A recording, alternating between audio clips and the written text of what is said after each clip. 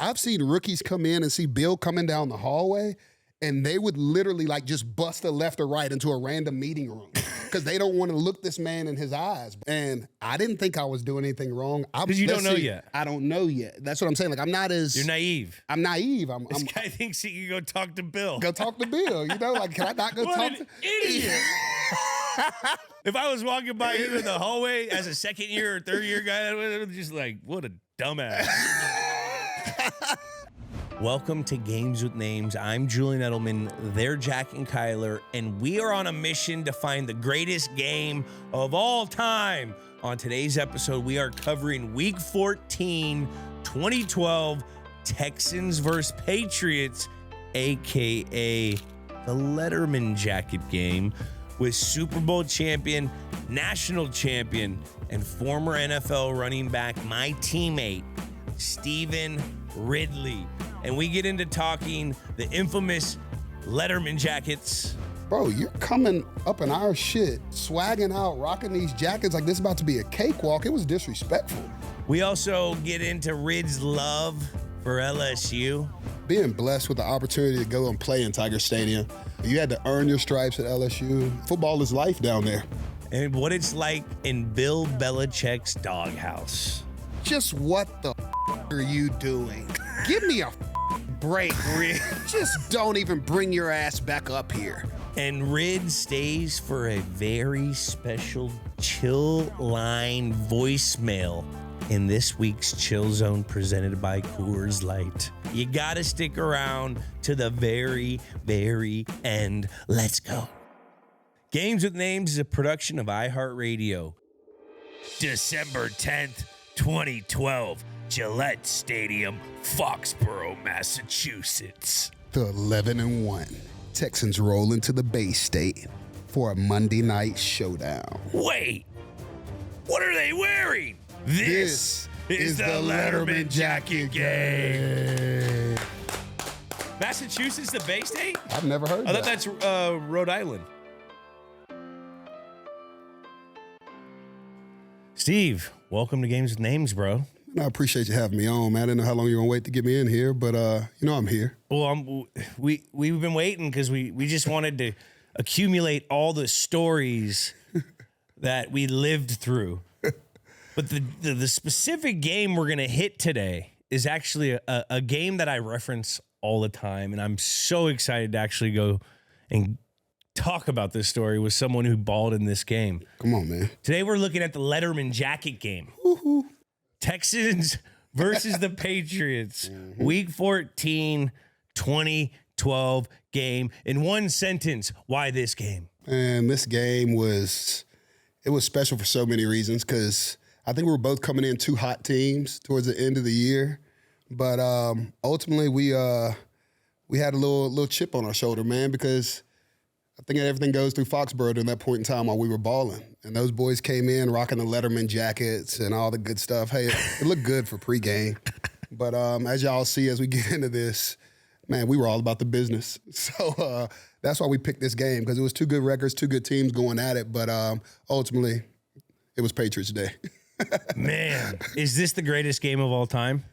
Nah, come on, man. You gotta have actual game for it to be a good game. Like it was something on camera for y'all to watch, but I don't think it was much of a game. So we ask everyone, Rid. It was one to remember for sure. It was. For sure. Heck so yeah. What's life looking like these days? Man, life is good. Life is good, man. Got married in June. I gotta throw that out there first to my bride, man. And things change once you get married. But before that, you're the rubber band ring guy? Yeah, That's for activities, huh? Same with you. Rubber band. You got to be safe with it. I got the bling bling when it's Friday or Saturday night, but through the week we just keep the rubber on and hunting and fishing and doing the outdoor stuff. We can't have the diamonds on all the time. Now, can stuff really I remember my dad. He'd be working on cars with my mom's ring on. OG. I'm like, you go to turning those wrenches and get hung up on something, bro. It's bad news. Knocking that thing everywhere. Old school, bro. Shout out to Pops, man. He ain't soft. Some of these kids don't have no calluses on their hands, but get to talk about Pops. Kid got some callus though. Man, look, country boy from Mississippi. It is what it is. But yeah, dog. So it's it's good, man. Life is okay. We're transitioning. You know, Ball retired I retired in 2018, 2019, so we're right at 5 or 6 years out, and we're just kind of finding my way, man. Finally got out here to the West Coast permanently. Yeah.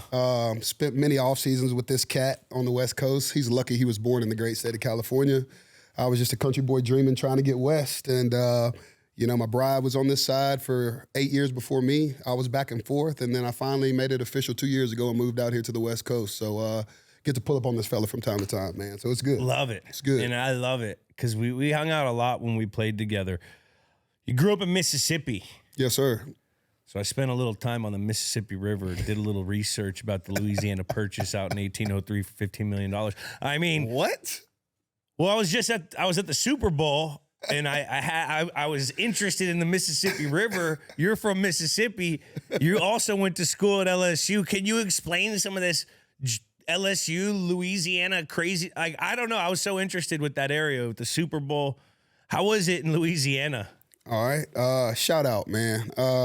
Louisiana Purchase, 1803, $15 million, all the way up to the Minnesota, Dakotas. What was the president? Huh? What was the president? Ooh, who was the president? What year was Thomas Jefferson. Thomas Jefferson. Thomas Jefferson. Wow. Stole that land. Look, okay. We speaking on the real. No, I mean, as a business deal, 15 mil. Hey. I mean, it was literally, He think of stole the it from the Louisiana French, Purchase. who stole it from some other people. Okay. Yeah. Well, we don't want to get too deep into that, do we? I mean, but hey, either way, Either way. the South, bro, is real. You Yeah. know, and I gotta always throw out there my LSU Tigers. Without my platform at LSU, man, going down there handling business, being blessed with the opportunity to go and play in Tiger Stadium. I tell people all the time, man, we play in front of the best fans in all of football. No disrespect to the Boston, no disrespect. But 100,000 screaming fans, probably a good 75% of them are wasted from Wednesday night, Thursday night, Friday night in the build-up. But football is life down there. And I tell people all the time, man, it's like, you know, you come up in the South, it's not very much to do. Country town, we grow up hunting, fishing, playing ball, riding quads. You know, we just like, we country folks, we're outdoor people. But that molds us to be some of the best ball players. And I might put a little wildfire under Jules when I say this, but when you look into the athletes and the guys around the league, it's a whole lot of ballers that come out of that Mississippi, Louisiana, Texas. I'm not throwing Arkansas in there. We'll stick with Mississippi, Louisiana, bro. But really, Hey, Ryan Mallett played in this game. Mallett, He finished Maldog. it. Yeah. He's Arkansas. He's a Texas kid, or he's from Arkansas, isn't he? from Arkansas. I think Maldog was from Arkansas. Yeah, 1-5. Razorbacks. We battled it out through college, man. And Mallett was the fiery one coming in the stadium. He was talking noise. Like, you know, you got to always look at your white boys, man, that come in and that really ball and do it. And Mal was a quarterback. And Mal just kind of ran his mouth and talked noise like nobody had ever seen. But he was a gunslinger, bombed the ball down there 60, 70 yards with ease. And he was wild child, bro. So God rest his soul. That's my dog forever. Yeah. And, But so he's not in the Southern. The South doesn't accept him though because Arkansas. he's Arkansas. I'll give it to him because he's a legend. He's a legend in Arkansas So he in gets the a pass. SEC. He gets a there. pass. He gets there. in But Mississippi, Louisiana though is strong, dude. You know, you got that Ole Miss LSU rivalry. Yeah. But you know, coming out of high school, I went to a small little private school. Never thought in a million years I'd go Division I. Sent out those highlight films. Sent out 3.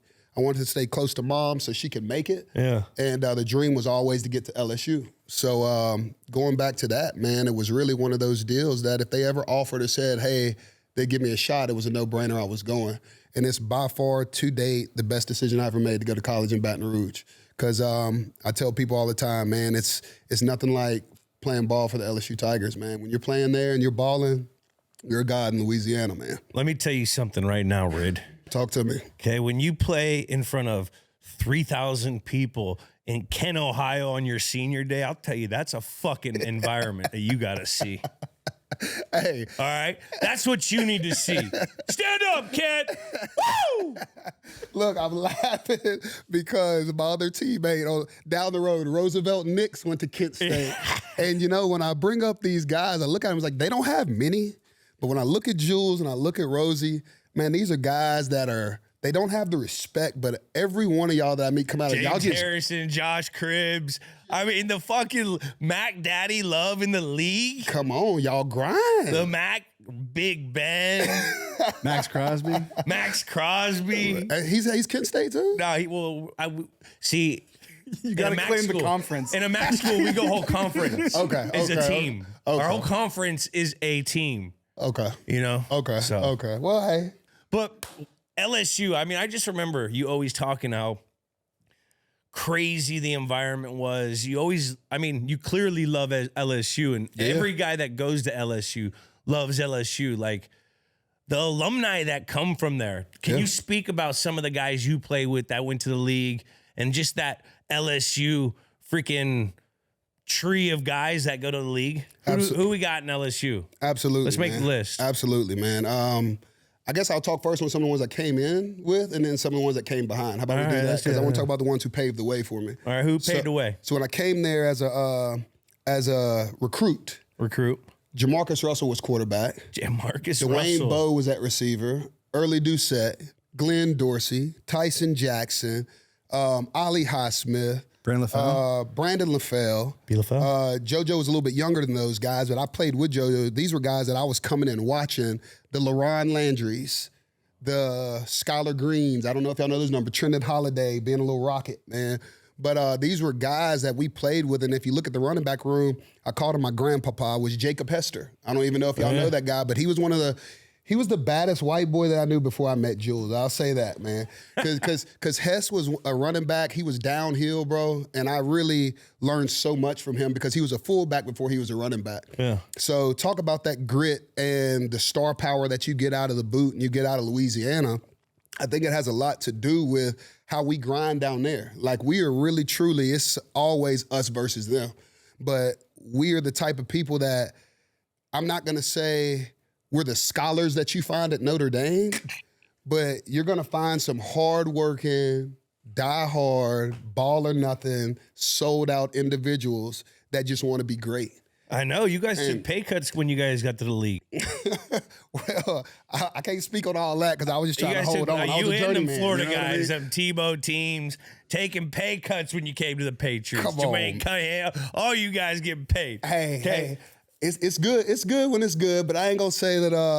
I can't speak on it too much. I'm just gonna say it's good when you handle your business, man. Did I see you listed as a fullback early at LSU? Well, when we got there, young age, as a running back, they always wanted every running back to have a little bit of fullback in their DNA before they started holding the pill. Because when you hold the pill, you hold the life of the team. But the physicality of the SEC and old school football, I have to bark and say that because they changed the game a lot. I've only had double-digit concussions. I'm in full-on agreement that it needs to be softened up a little bit, but that wasn't my day. In my day, we were two tight ends, fullback, downhill, playing smash mouth ball. But LSU always, if you play the running back position, they put you at fullback first just to make sure that you'd go in there and kiss that linebacker in the mouth and you weren't scared to a contact. So that's how we came up. You know, we came up rough. We had a awesome strength coach. I got to give it to Tommy Moffitt, man. He was one of the pillars of LSU, but Tommy Moffitt developed. He's at Texas A&M as the head strength coach now, but he was one of those pillars to LSU, man, that was there for 20, 30 years. I'm not sure how long Coach Moffitt was there, but we had those long days on the grind where it was 110 degrees out there. It's humid as hell. Hot you see in the fucking Louisiana. You just left from down there. Come on now, like we didn't play. We played Louisiana Lafayette in September once, and it was smoking. it's brutal, bro. Like Hot. You get out there and you literally see the waves coming off the field, and we had what we called a 110 test. And so we had to run 26 110s. Everybody has a conditioning test they have to pass before the year starts.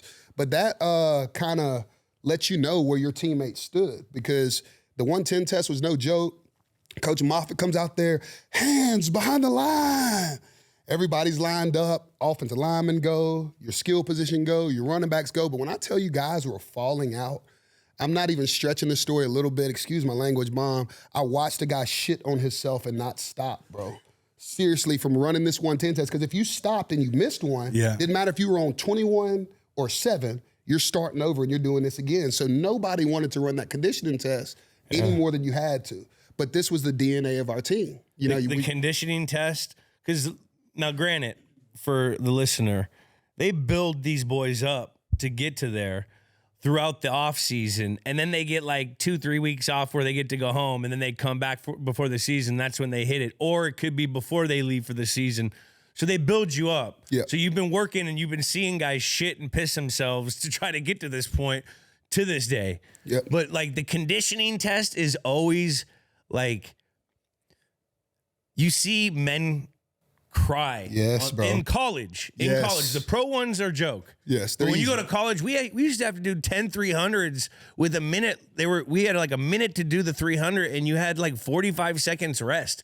I remember watching grown men cry because they didn't want to start this thing over, and like guys are stripping and stuff. I mean, that's the conditioning test is supposed to take your soul in college. And it was effectively done in Baton Rouge year after year. I'm talking about you'd come out there, 2 pair of cleats, 2 pair of socks. You knew you were going to run through a pair. You see guys shucking clothes like Jules says. But whatever it was, you didn't want to be the guy that didn't make it because you had to run it again. And number 2, you let the position group down. So then it's and then like you show everyone on the team you didn't make it. that you didn't make You'll it. be on that list. You didn't put that grind in. And then you got to sit out there. And And when you go to the cafeteria to get your food, everybody's looking at your ass like. you get a guy like me and say, man, I don't think you should be in this line.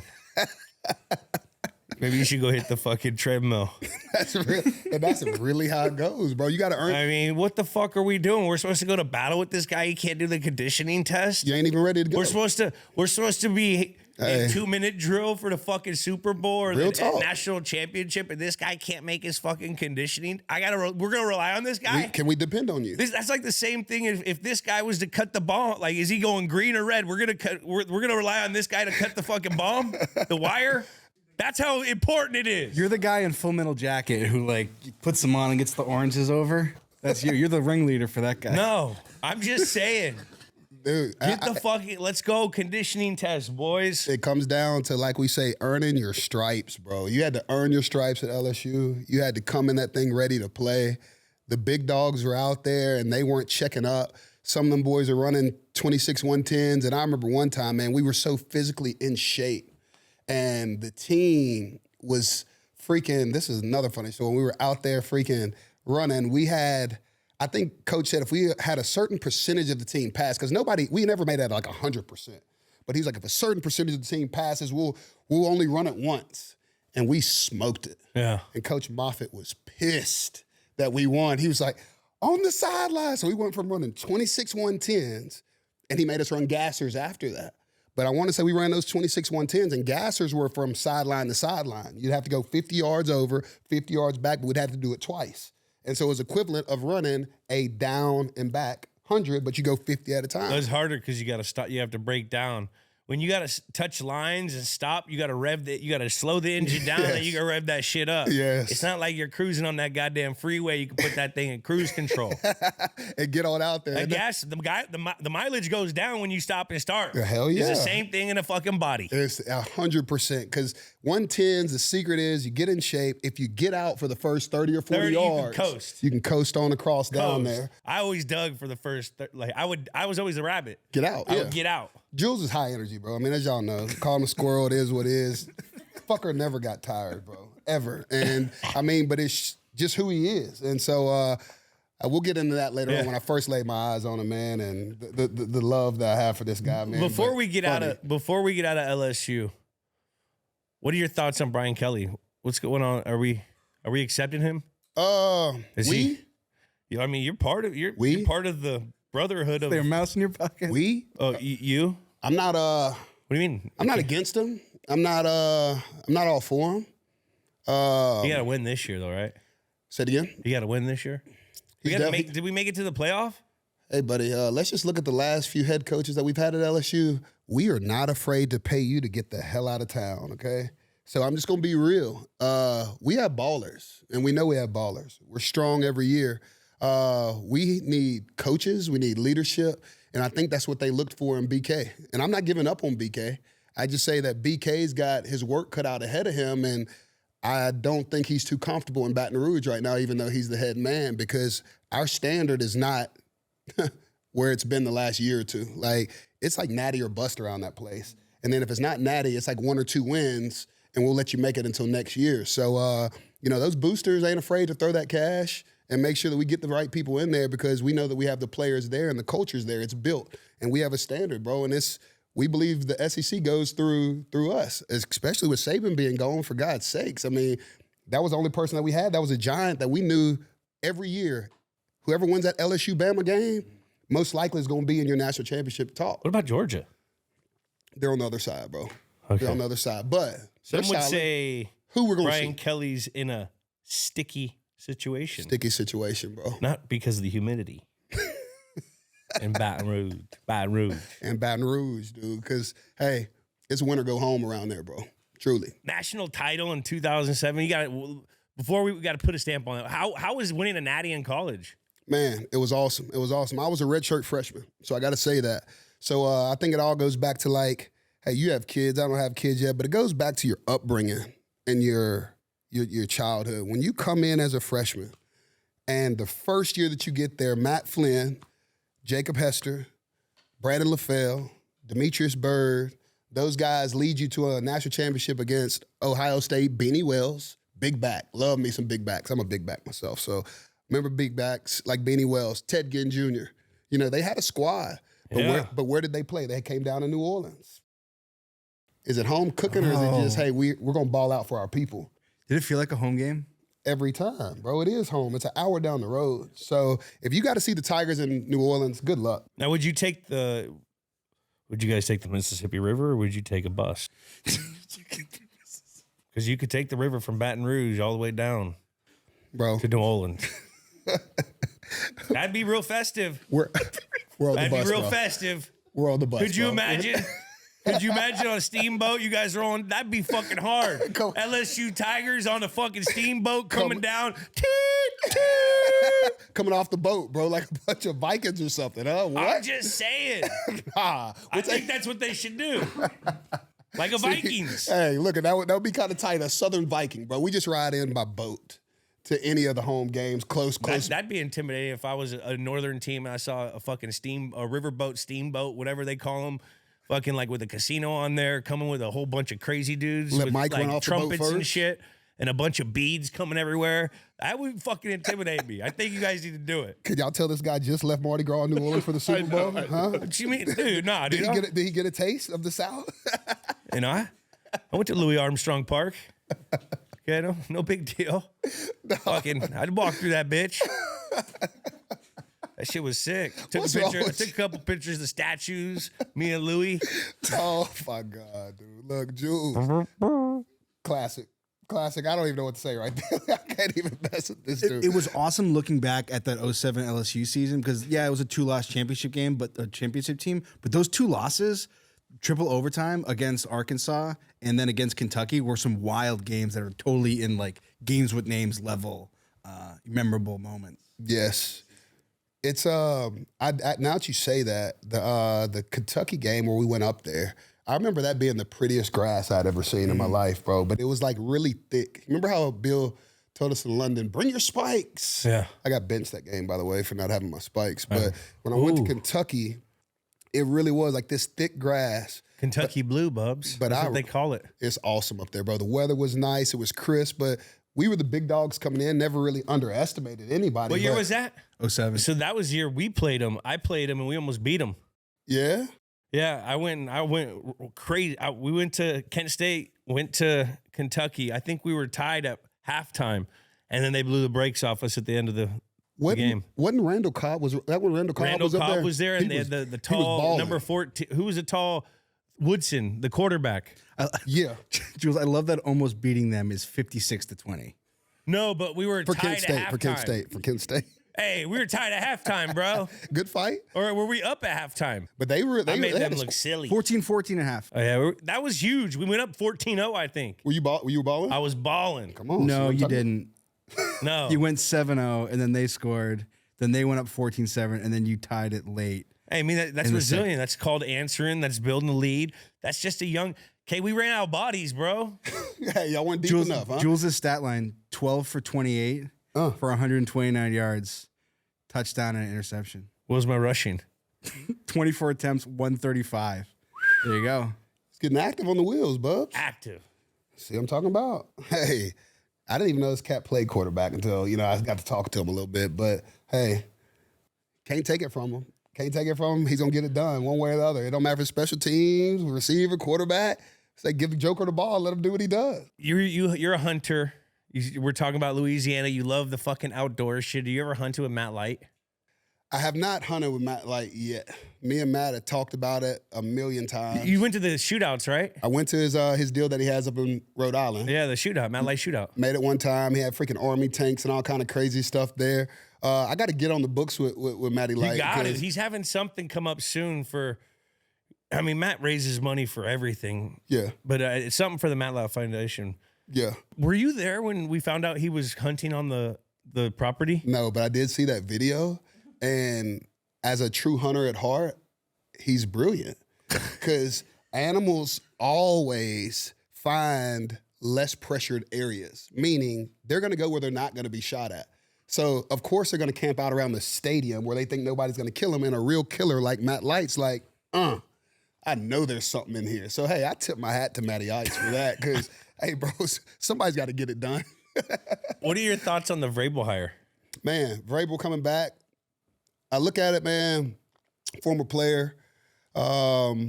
Just say with Mayo. Mayo got his 1 year in, but I just always pull for any coach that was a former player, especially if it's New England. You know what I mean? So Vrabel did his thing down in Tennessee. He had a little stint there, and I think he ran a good program.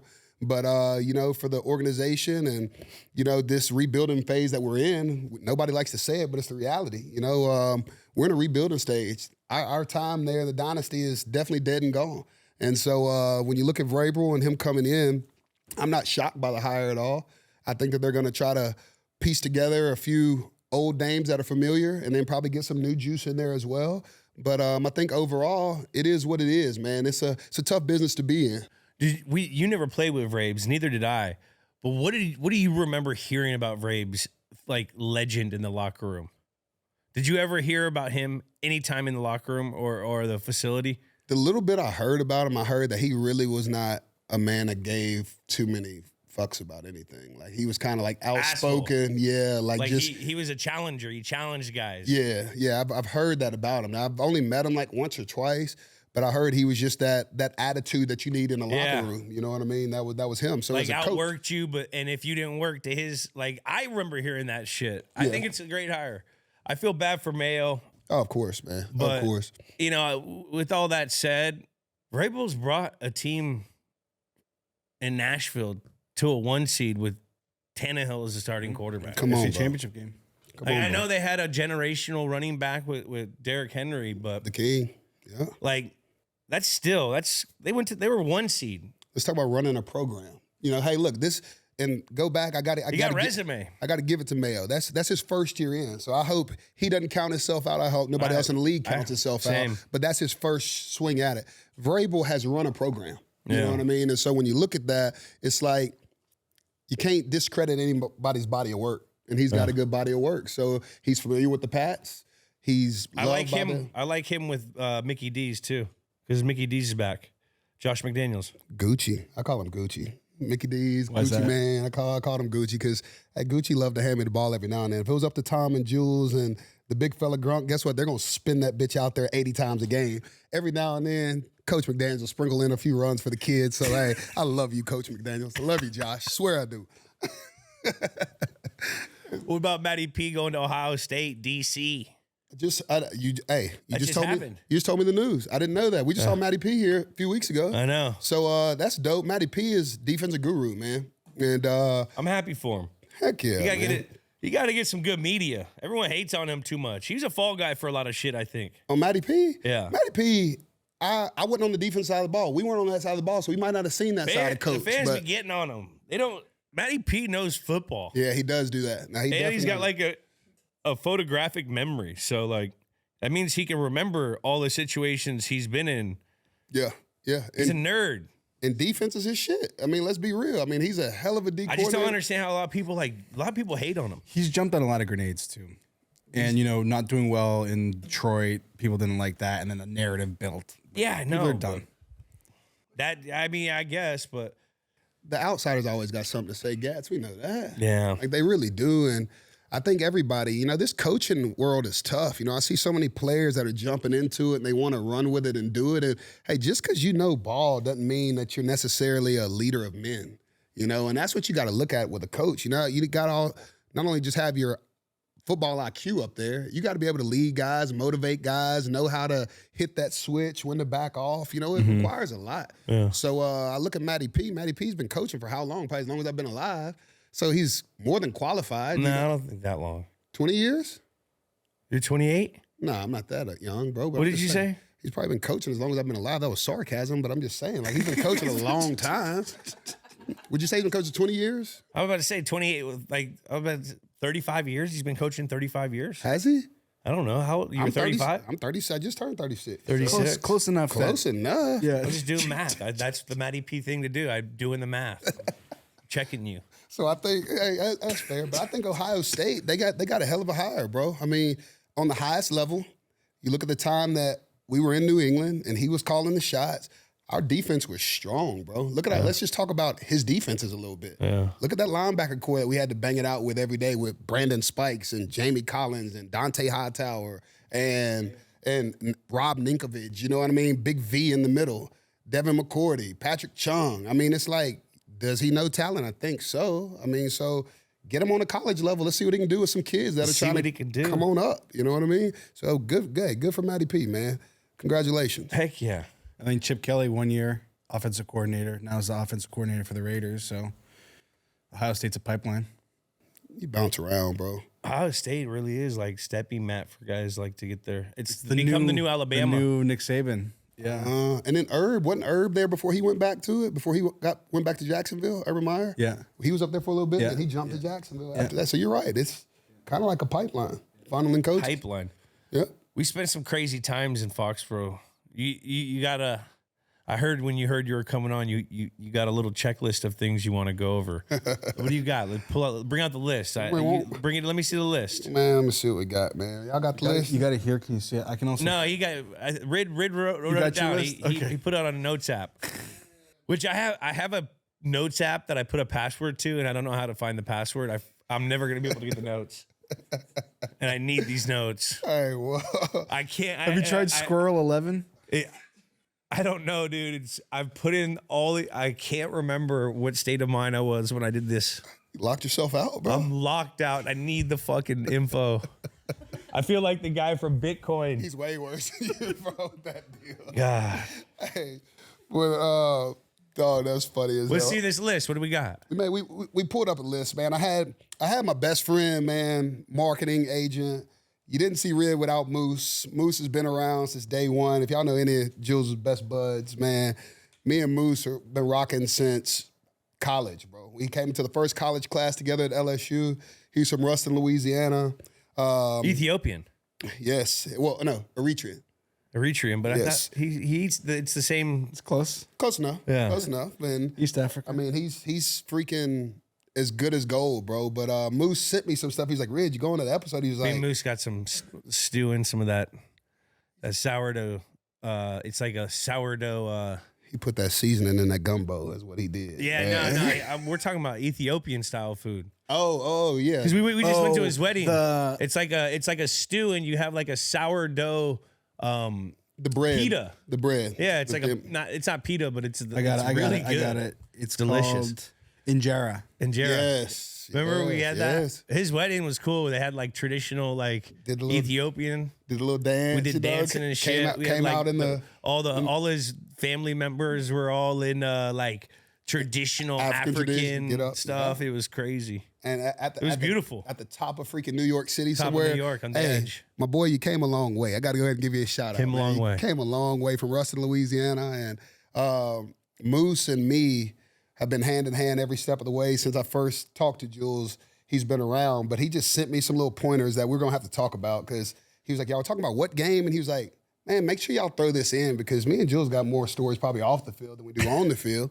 But hey, we got some time to get into that. So, Oh my god. when we go to the list, man, I guess we'll start with how Bill put me in fat camp. You know, like when I was overweight coming in as a running back.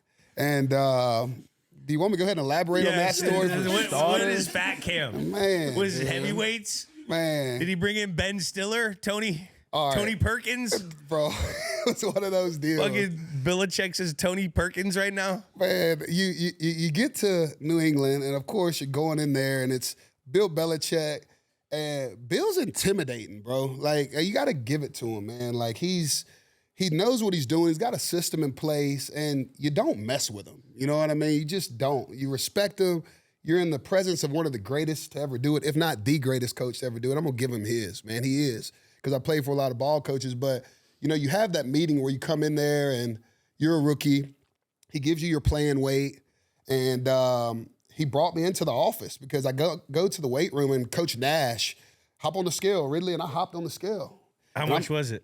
And I'm leaving. How much was it? About 235, 238, somewhere in that. What year is this? Rookie year? It's my rookie year. So You came in at 238? Came in. I played at LSU around 230.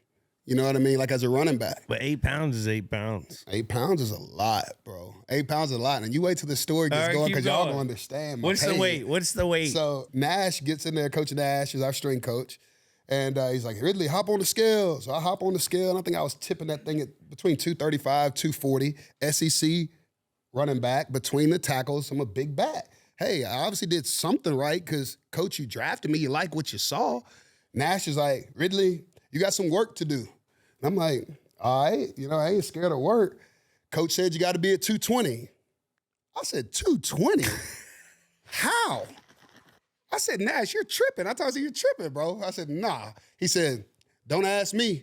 I'm just telling you what the boss man said. And I said, well, which boss man we talking about? He said, you can go see the head man if you want to. Psh, there I went. You know what I mean? Like, what's the problem? I got to go talk to Coach and see what's up because So you went from weight room. Yeah. You took that long-ass walk down those hallways. To that entry door. And you saw Bears. Cross Bears' office. I said, Bears, is Coach available? And I didn't think I was doing anything wrong. I might have been getting off on the wrong foot with Bill Belichick because here I am as a rookie walking into his office trying to tell him what my playing weight would be.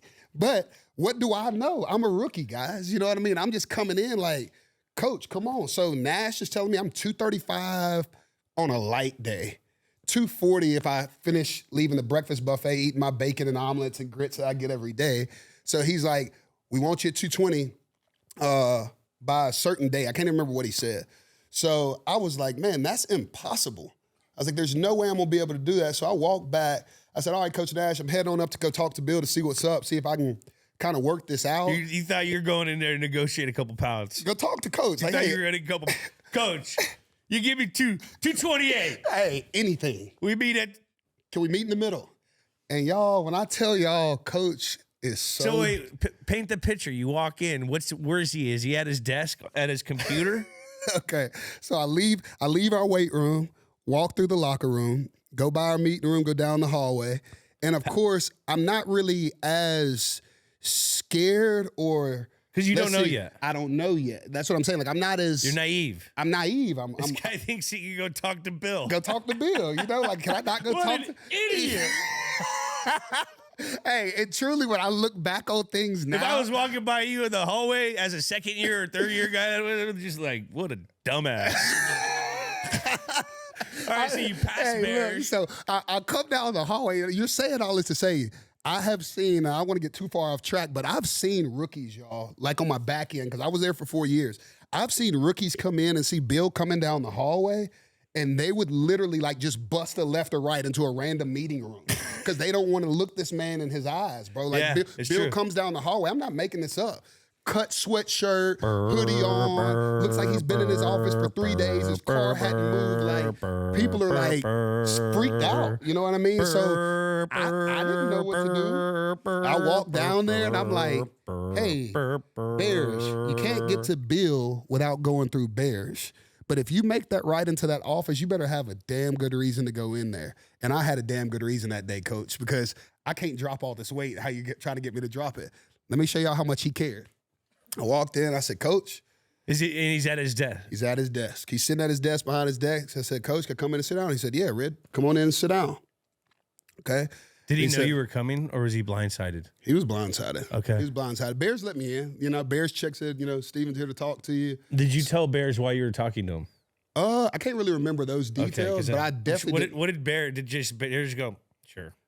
Bears looked at me. I guess I walked in. I was like, "Bears, is coach available?" And he kind of looked up, and I was like, "I just need to talk to him real quick." I guess nothing. Right. So Bill's sits you down, and when I walk in there, Bill's sitting behind his desk, and he's like, "Come on in and sit down." So I walked in and sat down. He's like, "What you got, Rid?" I said, "Coach, I need to talk to you about this weight."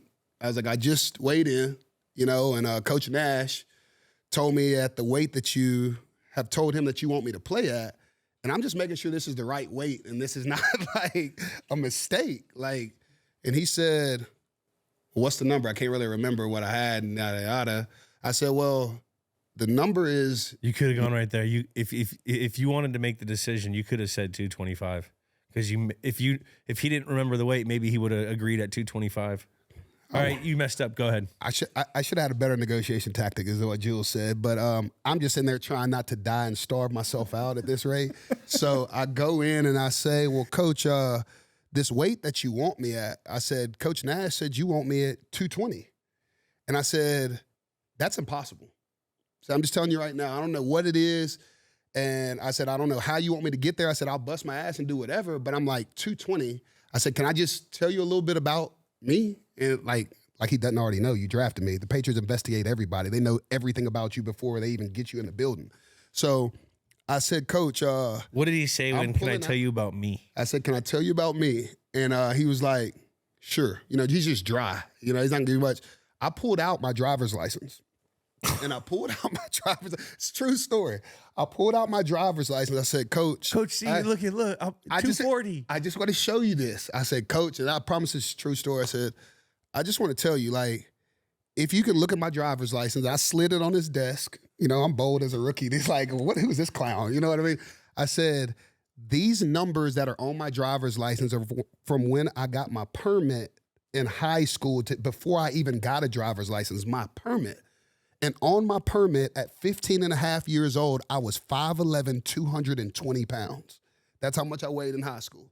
So I said, "Coach, you mean to tell me that you want me to drop from 238 all the way down to 220? And he looked at me and he said, kind of smacked those lips, "Well, Red, I mean, really, I think it's only about $563 per pound per day that you're overweight. So it's really up to you." And I said, "What?" I'm like, what do you mean?" He was like, "Per pound per day." And he doubled down on it. I was like, I can do quick math, bro. I'm third round draft pick. I ain't got money like that. So fat camp I went. You know what I mean? I'm like, screw it, Coach. You know what I mean? If that's how we're going to go about it, there's nothing I can do. So what's fat camp entail? So fat camp consisted of me coming in. Once I had to drop from 238 to my weight when I was 15 years old of 220, it required me changing my diet with our beautiful nutrition Ted first. Ted put me on this strict diet. I had to come into fat camp, which was running before practice. So we had to come in and either do our workout, before practice in the mornings, or we had to go and do our workout after practice once we got off the field. I was always an early riser, so I came in early in the morning. So fat camp, I was basically in there with all the guys who were overweight that were trying to cut weight. So I would have to go in every morning, I'm talking about it's still dark outside, 5 a.m., and just hit the treadmill and run. And so that was the first time that I think the structure, and I look back on it, I'm like, that structure and that discipline, it made me a good pro, because I legit dropped this weight for the simple fact that I was not going to give up my money. And let's do the math. If I'm 238 and the weight is 220, let's do that times $563 times 18 per day. Like, my paychecks are going to be pretty thin. The Massachusetts state taxes weren't too forgiving. You know what I mean? I don't need to be giving away any extra. 8.3 now, right? 6.8. It used to be, and then there's some new shit.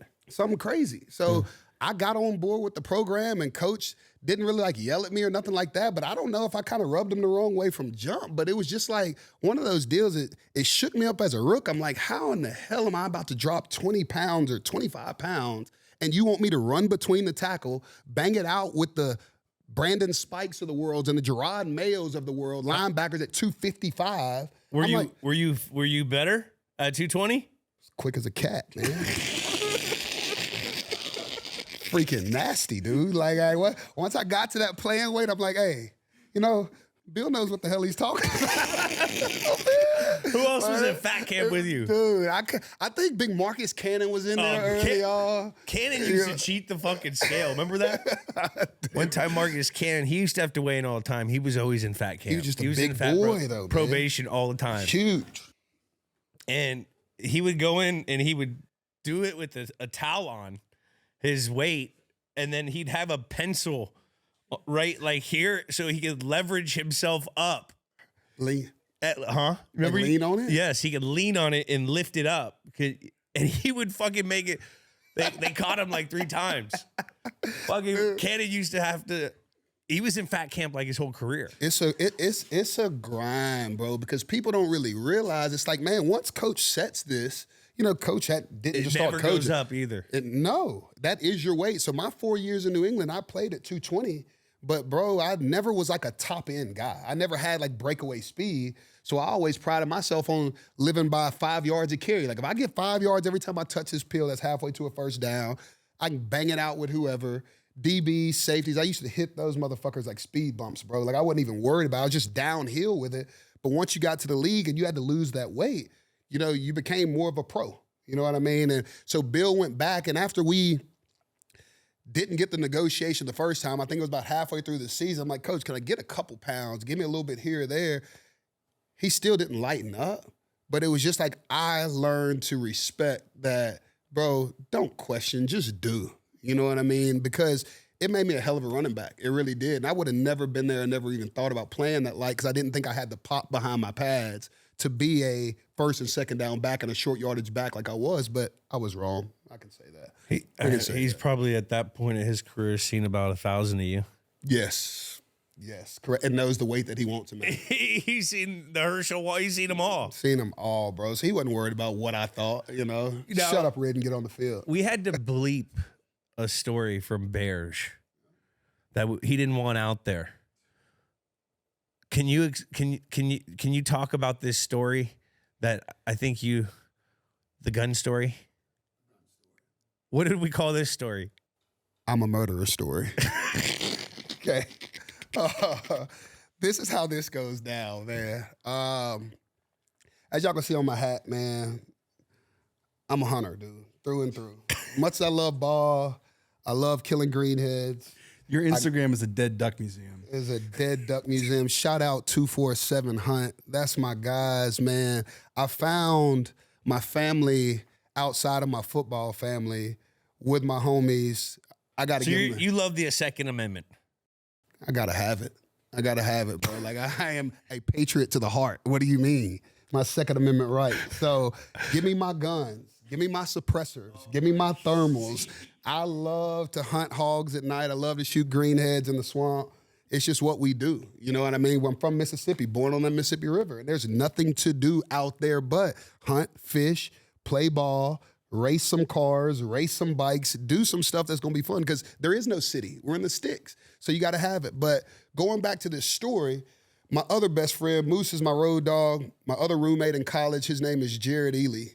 And he's from my hometown. And his uncle is a Zydeco legend. Zydeco music is a music that is played in the South. Correct me if I'm wrong. I don't know the exact details, but it's just kind of a mix of country and Creole, African-American style music, rhythm and blues. Love this guy because like you're looking out for me. But Zydeco is very rich in the rodeo community of the South. And so my buddy's family, my first 4 years in the league, I think they had this Zydeco festival going on in our hometown.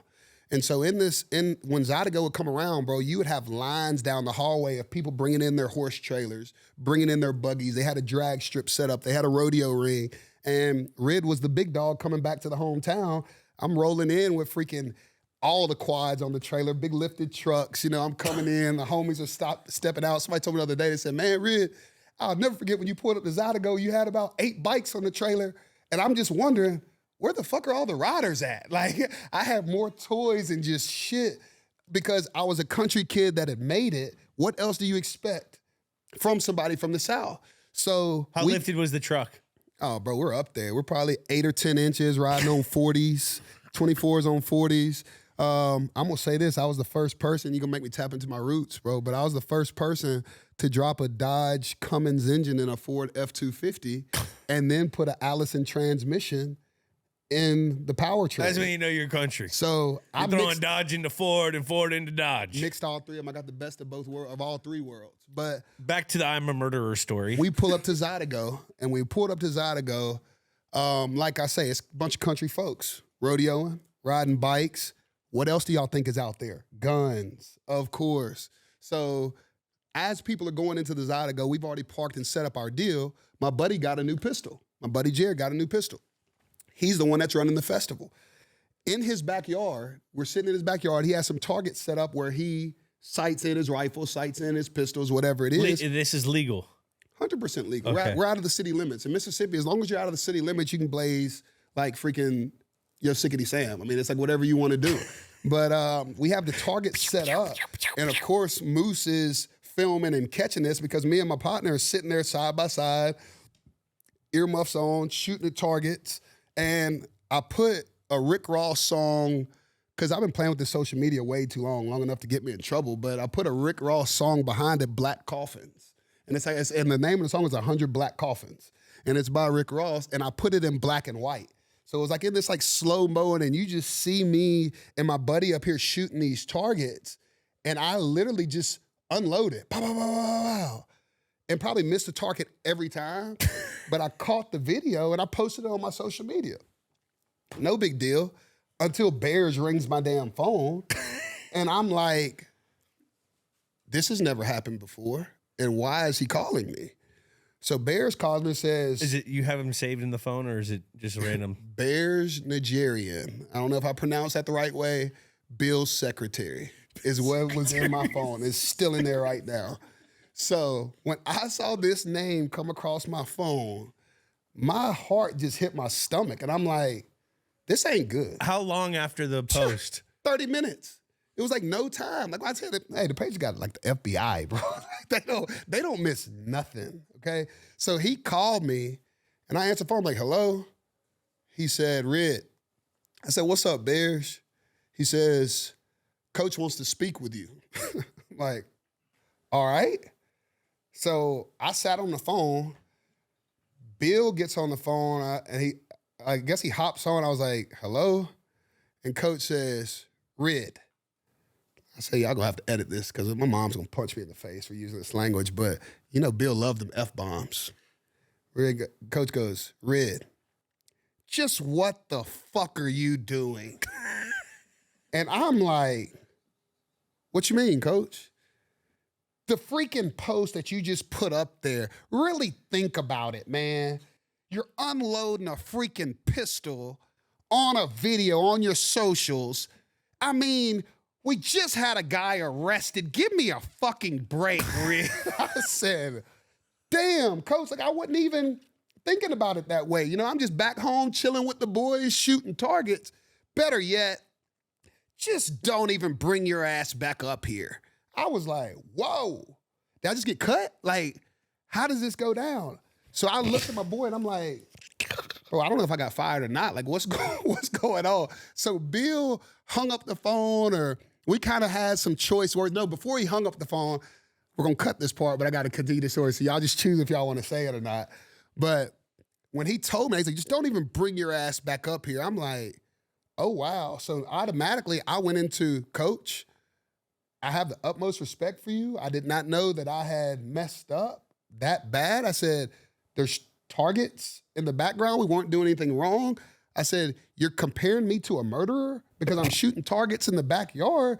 I said, but either way, I hear you. I will not be back there.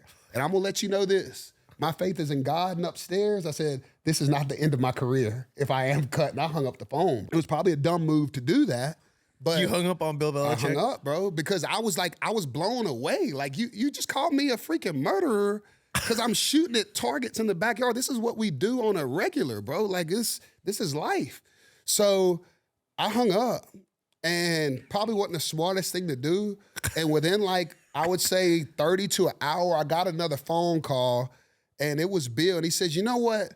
better yet, when you come here, do not even stop at my office. He says, you go straight upstairs and see Robert.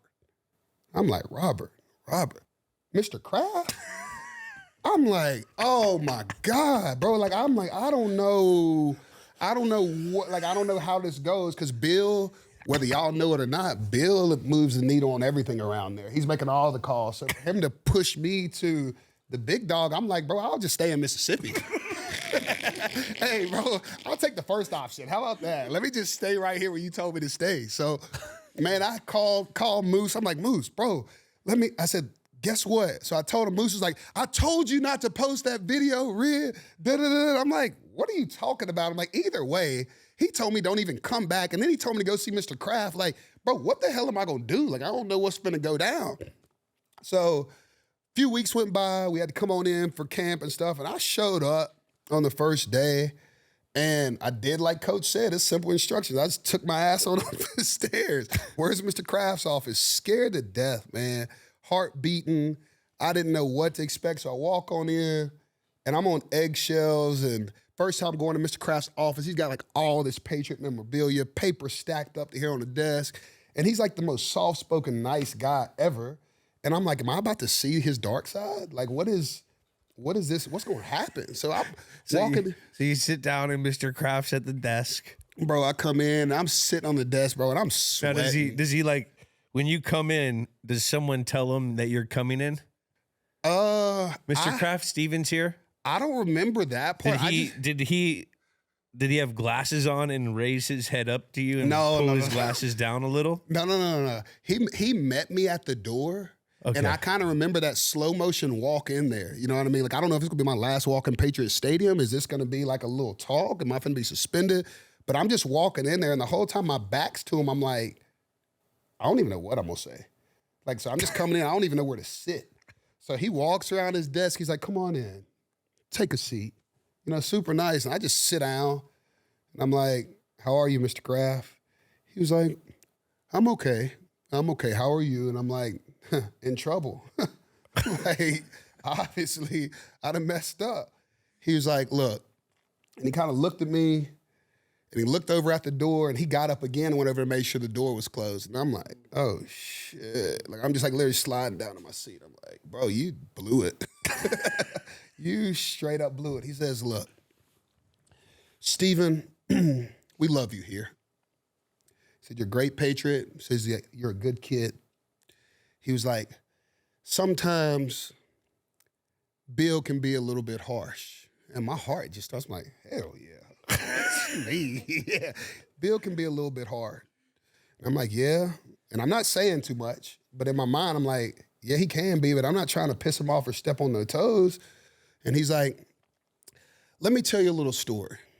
I'm like, story time. Cool. So at least I'm not pack up your shit and get out of here. Like, at least I'm holding on. So he was like, I'm going to tell you about a time that my family was born and raised in the Northeast, but I had a daughter. I can't remember exactly what he said, y'all, because I was scared out of my mind. He's like, I had a daughter that was dating a guy or either married a guy from the South. And he said, it was the wildest thing to me. And he's just talking so slow. And I'm like, get to the point. Am I cut? Am I fired? Am I saved? Like, what's... Well, I had this daughter, and, you know, I went down to visit her significant other's family, and we went to church together. After church, everybody left church and came back to the house, and they cook food, and they're hanging out just like country folks do. Like, that's what we do. Every Sunday, it's like you're going to the Lord's house first, you're going to eat some good grub, and you're going to spend time with the family. And this was his first time, I guess, to Texas. So he was saying how he got there, they went to church, they ate food, and he said, the next thing I know, he says, I look up and I see the little kids on the back porch. And he says, Steven, they all have guns. It blew my mind to see these little kids actually doing what they were doing. Comfortable with firearms. They weren't hurting anybody, but he was like, it's just a difference of the culture. I'm like, preach, Mr. Kraft. Yes. He was like, so Bill might not necessarily understand what's going on and where you're from, but you have to be aware of the time and the pressure that the team is under. And he's like, I think that's what Bill was trying to tell you. And I said, maybe so. I hope so. I'm not cut. I'm not fired yet. So he said, well, here's what I'm going to tell you. You make sure when you go back down there, you go see Coach, because he told you to come straight and see me, right? And I said, yes, sir. And I said, that's exactly what I did. He says, you make sure you go right back to Coach and tell him that I got on you hard. I was like, what? I got the pass. I'm good. He's like, tell him I got on you hard. And he said, this is between us. He was like, I know you didn't mean bad, but he was like, the team is really under a microscope right now. And he broke it down like that grandpa, you know what I mean? And just kind of comforted me because I did. I messed up, you know what I mean? Like we had the team and everything that was going on with Chico, it's like we had this negative light on us. And me being young and dumb, I'm out there shooting guns in the backyard, and an older Stevan Ridley now looking back, I'm like Jules said earlier, like how dumb can you really be? You know what I mean? Like it's just, but with age comes maturity, you know what I'm saying? And so when I look at it, I was like, oh shit, you know, like I really did. I almost messed it all up. So when I went back to Bill, I went back to Coach and said, Coach, apologize first when I walked in there again. I'm sorry. Didn't mean to do anything. I just went up there and talked to Mr. Kraft. He gave me his 2 cents. I understand where y'all are coming from. Whatever my punishment is, it's my punishment. Conduct detrimental. Big fine. You know what I mean? Like, I think it was probably what, like 16, 17. It's a game check. Something like that. You know what I mean? It was a chunk. It's a game check. And, you know, Bill hit me with it. You know, it wasn't going to be a free off. But to this day, Bill doesn't know the words that we exchanged in that office. But Mr. Kraft really just put it in perspective for me to help me realize without the F-bombs, without telling me never to come back to Foxborough. So it was just to have that dynamic that I kind of found some middle ground between the two, and I was somewhat safe. I am forever thankful for Mr. Kraft and the organization because he's the man for that, truly. I've had one of those conversations with Kraft as well. Scary. But like you said, his wisdom pours out, and he's not there to punish you. He's there to fix a problem. Yes. And help you get through it. Yes. Yes. That's what I felt. Yes. And that's, it sounds like what he made you feel comfortable. Yes. He tried to recognize a problem. Yes. And then, you know, it's a good way of going about it. I mean, there's good cop, bad cop. But on a serious question, before the video got taken down, how many likes did it have? Man, it was booming, dude. It was freaking booming. Like, I ain't gonna lie, because, hey, you know, social media's come a long way. But, like, it's funny now because, bro, I look up and Bill's got a Instagram and Facebook and Tom's got one. Bro, they were not even thinking about this shit back in the day. Like, it was like a curse. So I really, like, I was playing on the gram. Jules was playing on the gram a little bit. We were all kind of doing our things. The young guys were. But, like, for them, that was like the enemy. Yeah. Because Bill's typical saying that he told everybody when you come in, put everything in a drawer. We don't give the media nothing. You know what I mean? We put all of our problems, put all your bullshit aside. It's about the Patriot organization. It's about football. We don't care if you got deals off the field. We don't care what you're trying to promote. Hey, bro, if it ain't football and this silver helmet, I'm not concerned with it. So it's just crazy to see him now because I see him on TV. He's got to evolve. He's got to evolve. And he evolved, but I think I was just a little bit too early, bro. I was too early and I was causing problems for myself and didn't even realize it, but I got it that day. I definitely got it that day that I messed up. So, and shooting guns, that's what we do. We've all had those days where work is nonstop, group chat won't pick a restaurant, and your Wi-Fi decides to quit right before you want to record an episode. Look, it's easy to let that stuff get to you, but instead of losing your cool, choose chill. Nothing hits better than kicking back with a Coors Light. Whether it's watching a game, sitting around a bonfire, or let's be real, getting absolutely dominated in pool by my producer. Coors Light is my go-to. You already know when the mountains turn blue, it's as cold as the Rockies. That's how you know it's time to chill. Coors Light is cold lagered, cold filtered, and cold packaged, which means you're getting a crisp, refreshing finish every time. So whatever life throws your way, just choose chill and grab a Coors Light. Choose chill this winter. Reach for a Coors Light. Get Coors Light delivered straight to your door at CoorsLight.com/GWN or find it pretty much anywhere that sells beer. Celebrate responsibly. Coors Brewing Company, Golden, Colorado beer. Let's go back to December 10th, 2012 and hit the pop culture around the game time. Number one movie was The Hobbit. You ever see that? Parts. It's too long. Too long. You're a big Hobbit guy, Kyler, right? Why? Just because I look like the dwarf? No, you like that kind of stuff. I like Lord of the Rings movie. Yeah, I didn't that's like what I mean. I didn't like the Hobbit movie. You They like- shot it in 48. Well, it's the weird. same. I know you read the books. No, I didn't. I don't read. Well, that's a soft. I give the illusion that I read, but I don't actually read. Well, the number one song, Diamonds by Rihanna, we all remember that. Shine bright like a diamond. That was a banger. That was a banger. And is that the Gangnam Style or whatever? Yeah, my daughter still loves that. That's a banger still, The dude. Gangman Style. Remember we played that in by the stadium and they used to go nuts. PSY. Psy, I think Psy. 5.4 billion views on YouTube right now. Back in the Gap. Or no, today. Today. Oh, wow. Yeah. Wow. I think it's the That's a most lot. viewed video on YouTube of all time. Wow. Silver Linings Playbook. Really good movie. I don't know nothing Philly. about that. Bradley Cooper was all over the Super Bowl. He was at the Super Bowl. Did you get a Philly cheesesteak from him? I went to Angelo's in Philly, which I think he bases his cheesesteak off of. Okay. Spectacular.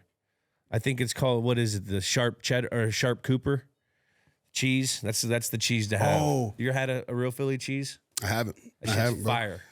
We always made up to Philly, I think, for like preseason.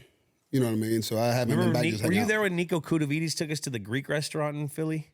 But Cootie knew every spot Anytime and we everybody. went anywhere, Nico would look for a fucking. We'd go find one Greek restaurant and we'd be eating Greek food.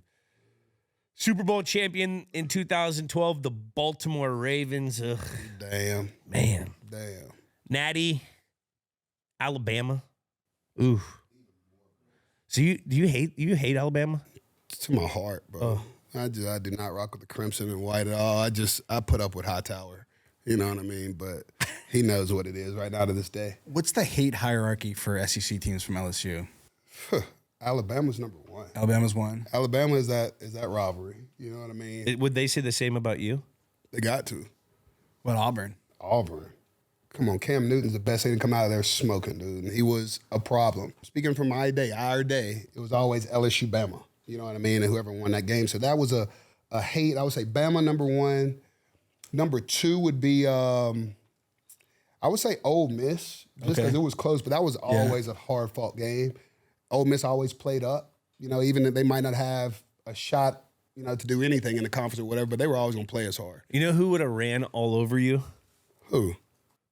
From Oklahoma, the MVP of this year in the National Football League. Dude. Adrian Peterson would have ran all over LSU. He is the GOAT. That was one of my favorite running backs. He was a monster. He was MVP. This is the last time I think this is the last non-quarterback MVP this year. Heisman Trophy winner Johnny Manziel.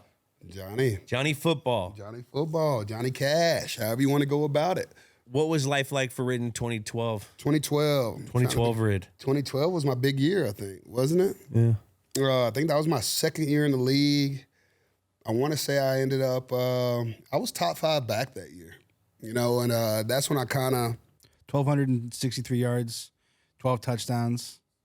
We're going crazy. Not bad. 1,263, 12. We're going crazy, bro. You know, it was one of those deals that I kind of, your rookie year is your rookie year, but that second year when I started getting some real touches and I felt like I was actually having an impact and they're putting the ball in your hands and you know you're going to get that love, it was one of those times where it just kind of, the light bulb went off in my head. I have the best quarterback to ever play the game.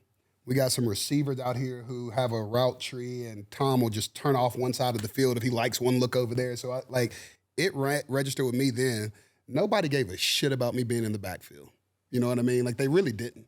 Versus me coming from LSU where we're 2 tight ends, we're a fullback. Everybody in the stadium knows we're about to do what?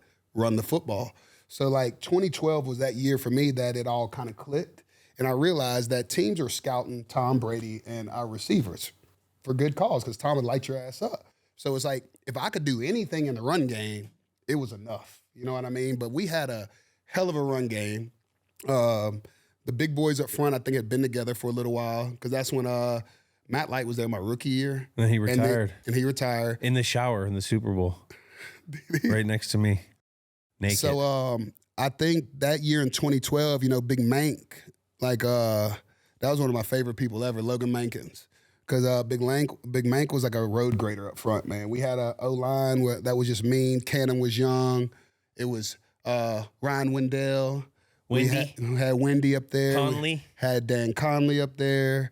Nate Solder. Yeah. Solder, young Solder. Yep. So me and Nate came in together. But 2012 was the year that that Kid Rig kind of got going in the league, man. And I knew that I was actually somebody. So that was a big time for me, man. When did you feel like you could stick in the NFL?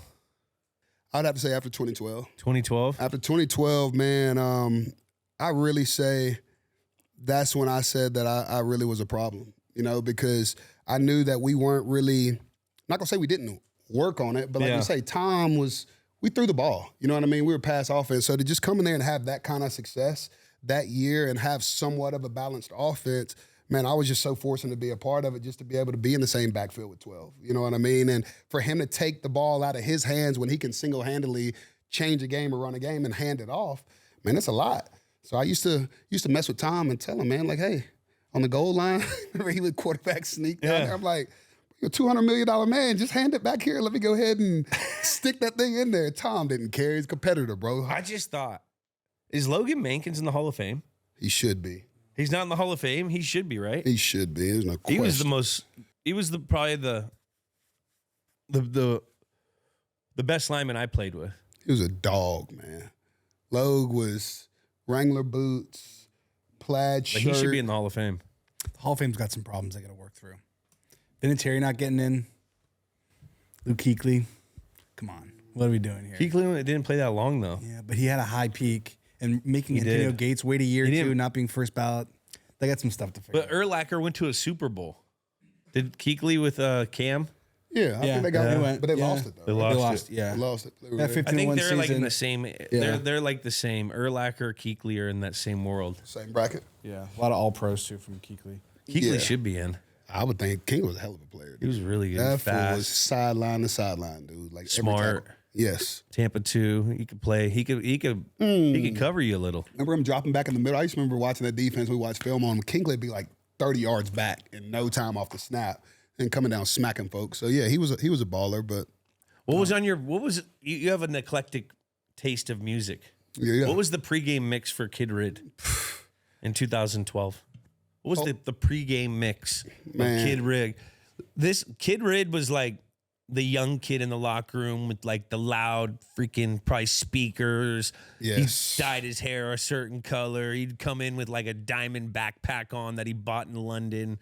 Like, what was on the pregame list? How you gonna leave out the jumpsuits and the onesies, bro? Onesie. And the moon boots? Come on, you hear man. him from Give me 3 me. miles away when he rolls up because he's got the craziest exhaust system on his car. What is in the earphones before the game to get Kid Rid going? I brought Louisiana to Foxborough, bro. We were banging nothing but Boosie. We were banging that Webby, Big Timers, Future.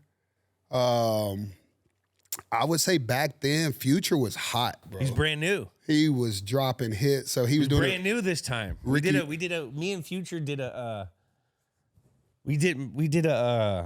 Xenia event together. Oh, what? Xenia is a suit company. How was he in person? I never met him, bro. We didn't talk that much. We just lost in the AFC Championship. It was for a Super Bowl event for Xenia, I think, or it could have been Fashion Week. And he was there. Well, dude, that was kind of what it was for me. It was like I brought that Southern flair to the locker room. Yeah. You know what I mean? Like, we believe coming out of LSU, man, it was like, you look good, you play good. You got to be swagged out. You know what I mean? You got to have some good tunes and have the energy going. So I used to pull up to game day in the Hummer, you know what I mean? Subs going, beating the block down, holler at my people at the game. Oh, what's up? Hey? And it was just always good. Gary's but it was doing just, a donut in there for the crowd. Hey, and that's another story too, man. Hey, remember when we had the big snow? You don't remember this. We had the big snowstorm. Yeah, and we were all just ripping donuts in the Ripping parking donuts lot. in the parking lot, and Hell yeah. I do that every snow. it crashed into Marcus Cannon Did you? before the game. Before the game, we're out there just going nuts. Before a game? I do like on a Friday when there's no one in there. I think it was like before. I want to say it was before the game because we had the snowstorm. We were taking those back roads, where you go through Foxborough. You had the little houses, and everybody was like lived next to each other. So it's like a caravan. All the boys are taking the back roads to get to the stadium. So I see this parking lot that hadn't been hit, no tread, no track in there. I'm like, fresh powder. Whip a right there in the Hummer, and there I go. I'm smashing on it. We're just doing donuts out there. And the funny thing is, I remember it clear as day. Wes Welker's house is in the backyard, and Cannon, I'm doing donuts out there, and all of a sudden you see Marcus Cannon come over the hill, and his Toyota Tundra ramps over the hill, and he's got pipes on his, and he's like, ah, and we're spinning out there and hitting it, just having a blast until, of course, we lose control, and I hit Cannon, and boom.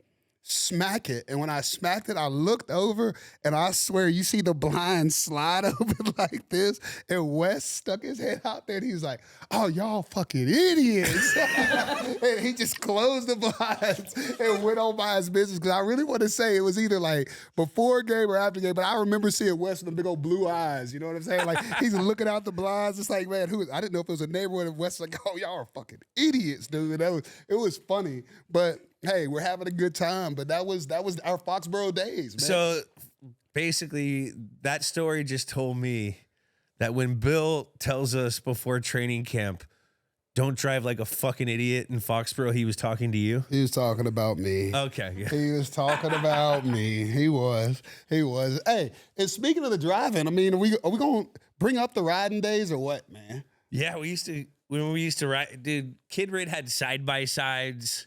The toys. Quads, all the toys, and he lived. Where do you live in? Mansfield, North Attleboro, and then moved to Mansfield. Mansfield, where we drive on the telephone power lines. The power lines. They had like a track that would go for miles. Awesome. I remember going out one time. We rid, and this guy's ripping these things like 90 miles an hour, like it's a doom buggy, getting like 40 feet of air on these fucking the Banshees, bro. I'm like, what are we doing? We got OTAs tomorrow. I'm over here on a little dirt bike. I'm like, right. I'm a Chuck Deuces. I'll see you later, bro. I drove back. Oh, you and Dolomite. Yeah. You know what I mean? So it was like I had the boys. I talked Grunk into buying a side-by-side and a Polaris Scrambler. And I talked Dola and Jules into getting these pit bikes, which you still have now. We still have them. And so I pulled up on Jules, 6-7 months ago. I'm like, bro, the pit bikes are still alive? He's like, yeah, bro, I got them cranked it up and we're riding down the road here. But those were the days. Done now, by the way. What was that, 14 years later? Thank God. No, yeah, but thank God. They were driving. I was driving the thing, and the sprocket, these things are made in China, so they are as cheap as they come. And Yeah. I've tried to get them fixed at like 10 different dirt bike shops. They're like, yeah, bro, we're not working on that. No parts. I'm like, what are you talking about? He's like, nah, dude, we don't know what the fuck that is. What is that thing? And so I've been like jerry rigging this thing and trying to like get it right. And I'm driving, and thank God I was going slow at the time, but then the sprocket broke and it locked on me. Thank God. I was thinking, what if I was going like 50 miles an hour, which 10 seconds before I was. On the pavement. On the pavement. No helmet. Over. It's over. Would have been dead. Look. And then from that day on. No games with names. No games with names. Let's jump into this game. Okay, so let's get into the 2012 Houston Texans. The record was 12-4. Head coach Gary Kubiak. Same staff. This is the same coaching staff that went to Denver and won a Super Bowl. Oh, wow. Defensive coordinator Wade Phillips and offensive coordinator Rick Dennison. They traded DeMeco Ryans, head coach, to Philadelphia. Some dudes on this team: Matt Schaub is the quarterback, Arian Foster running back, Andre Johnson was on this team, Owen Daniels, J.J. Watt, rookie season for Whitney Marsalis. They started out real hot, 11-1 until the game we're talking about here. What do you remember about this Houston team? The Letterman jacket. You know what I mean? That's about it. And I do remember we pretty much had our way with them. I remember this week of the game plan. Anytime we would play these guys, especially this year and the next couple of years, with the number one thing was we had to block J.J. Watt. Yes. That was everything. Or not even that. You remember Coach just made a straight call, Gucci or Coach McDaniels. Yeah. Wherever J.J. Watt was lining up, it was just an automatic check. We were going the opposite way. Like we just weren't even going to deal with him. Yeah. So I do remember now what you say about that game. Coming out in pregame, that was my first time. This was what, 2012? Yeah. So it's my second year in the league, okay? Let's give this dude his flowers too. I remember coming out there for pregame. I'm always juiced up. I didn't really care. Like I say, SEC mindset, killer be killed, we're out here. I looked at this dude, J.J. Watt. Yeah. And when I tell you a freak, man, this dude looked like a G.I. Joe doll out of a freaking what is the toy store? I'm serious, man. Like he had these big arms that are like bolted on the side of him, and he's got the shirt cut off, and he's running across field for the warm up. He's a monster, bro. A grown ass man, bro. You got to give it to him. But he was just long and lanky. But I saw, of course, our coaches are no dummy, but it's like we're going away from this guy. And when I saw him pregame, I'm like, you damn right we're going away from this guy because I don't think it's going to be too much going on in there. And he really was that problem. Like, he was a problem that year, but he's unblockable. I almost feel like he was like a Calais Campbell. Yeah. You know, like one of those dominant forces he's a Hall of inside. Famer. He was sick, bro. He was a different level for sure. So this was J.J. Watt won Defensive Player of the Year this year. Yeah. Also the sack title. He had 20 and a half sacks, 39 tackle for losses, 4 forced fumbles. This and is when he 16 was pass unstoppable. breakups. Jesus. Was that when Cushion was down there too? Yeah. Yeah, he actually missed this game because he got hurt early in the year, but this is peak Brian Cushion They had a times. good defense. They were loaded. Yeah, they were Adrian Foster was fucking swifty. Ooh, Foster was smooth. He was Tennessee, so smooth. SEC. You know, he kind of reminds me of like Kamara. Just not like necessarily how they run, but like they were slick like that. slick. They're both slick players where like Yes. they're good screen running backs. They're good like toss crack running backs. They can catch the ball out of the backfield, but they dip in and out of the tackles every so often, but when they do, it's impactful. It's a big you know game. what I mean? Adrian Foster was like that. Oh yeah, I can't take anything from his game at all. He was to me he had the combination of power and speed. Yeah. He didn't have to be so physical. Which is what like Kamara is. Yes, but I think he was a little bit bigger back, but that was a little bit back in the day. Yeah, But he was one of those guys, if he got in space, it was guaranteed 20 yards minimal. You know what I mean? And so that's really what he did for his career. But he was nasty in Texas because everybody in the ballpark, I think, knew he was getting the rock, and he was still productive. This year he had 1,400 yards, 15 touchdowns. Ooh, see? Yeah. And then Andre Johnson was on this team too. He also had 1,600 yards, 4 touchdowns. Wait up. We got to. Do you remember? Did we remember? I didn't play this game. I broke my foot the week before. I was really wondering, I'm like, how are we going to do a game, Jules? It's all and right. you're not even in the game. This is about you, baby. Hey, I love this It's guy. about See you, what I'm baby. saying, man? But hey, we'll get there. But what was the perception of? Did we know that they came in on with their Letterman jackets? Was there a talk on the locker room? Yes. Because if I was in the locker room and if I was there, I probably would have been like, guys, we got to beat the fuck out of these dudes. Oh, yeah. This is high school Harry shit. So I can't look. My memory's really bad. I'm not even gonna make this up. When I say double-digit concussions, I've had a few. Yeah. Okay, but I kind of somewhat remember it was like a talk or maybe Sports Center or something had said that like somebody on the team was getting jackets made or something. Like they were making a big deal about it because they were coming out of H-Town and coming up there to the brick. You know what I mean? It's what I call B-Town. It's brick cold. It's freezing. So I guess it was something going around saying they were gonna hop off the plane with these jackets.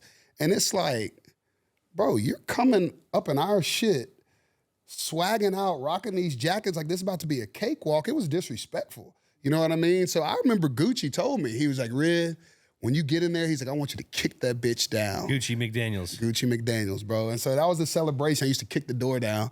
And I can't remember, was it J.J. Watt? He told me, Gucci told me this. He was like, when you get in there and score, he was like, because J.J. used to always hit the salute, remember? So when you go back to it, man, I kicked the door down and I hit him with the salute and I was like, ain't none of that going on in here tonight. You know, I was talking my shit. But when the OC gasses you up like that and tells you it's that kind of outing, man, they stepped off with the freaking Letterman jackets. I think it was like 21-0 before the bus cooled off. It was 21-0 early in the second quarter. Man, we beat their ass, bro. And it was awesome. I'll tell you, it was really awesome. There's only one way in and one way out. You got to take that Highway 1 right up into Foxborough. There's going to be hella traffic. It's going to be cold, and you ain't going to hear a fucking R. It is. There ain't going to be any R's. What we call that Fort Foxborough, bro. It was real. It was real on the base. So it was just tight to even look back and think, bro, how dominant we really were. Let's get into our team, though, real quick. Go ahead. The 2012 New England Patriots head coach Bill Belichick, offensive coordinator Josh McDaniels, defensive coordinator Matt Patricia, coming off a Super Bowl loss to the Giants the year before. Notable rookies Chandler Jones, Dante Hightower, Nate Ebner. Big draft. Gronk also signed a big contract the year before, a largest tenant contract ever. Had some injury issues this year. This was also the year of the butt fumble. It was 2 weeks prior to this game. And then Jules went down the week after. Some dudes, obviously Tom Brady, Stevan Ridley, some great running back room, Shane Vereen, Danny Woodhead. Had Brandon Lloyd, Slater, Wes Welker on this team. Dante Stallworth was dragged off the street for this game.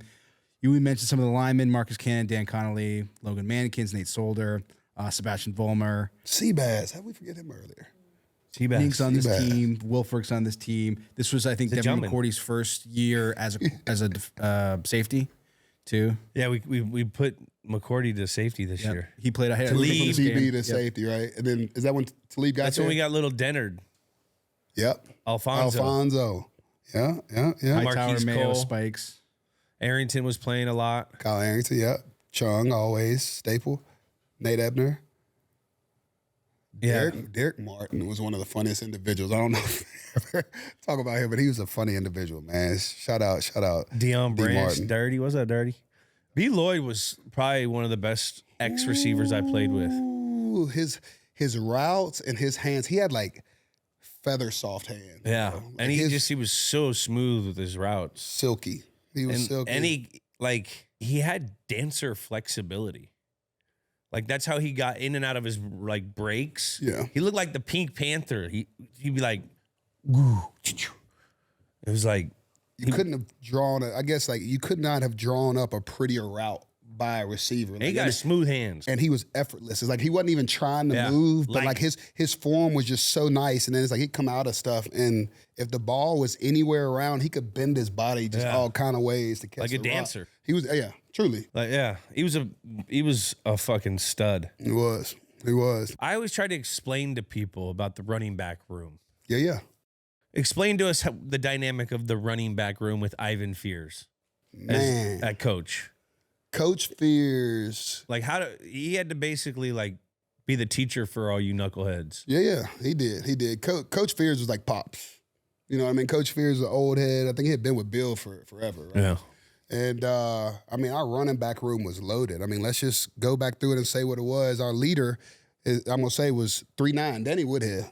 Like, small guy, dynamite. Big things come in small packages. You could throw Danny in any play, line him up at any position, and Danny knew it and was effective. But the running back room, he was heading that room. When I got there as a rookie, it was Ben Jarvis, Green Ellis. And then once Benny went on in Cincinnati, that's when I kind of stepped into it in 2012. And we started kind of figuring out what I was capable of. But our room was no doubt led by Danny Woodhead.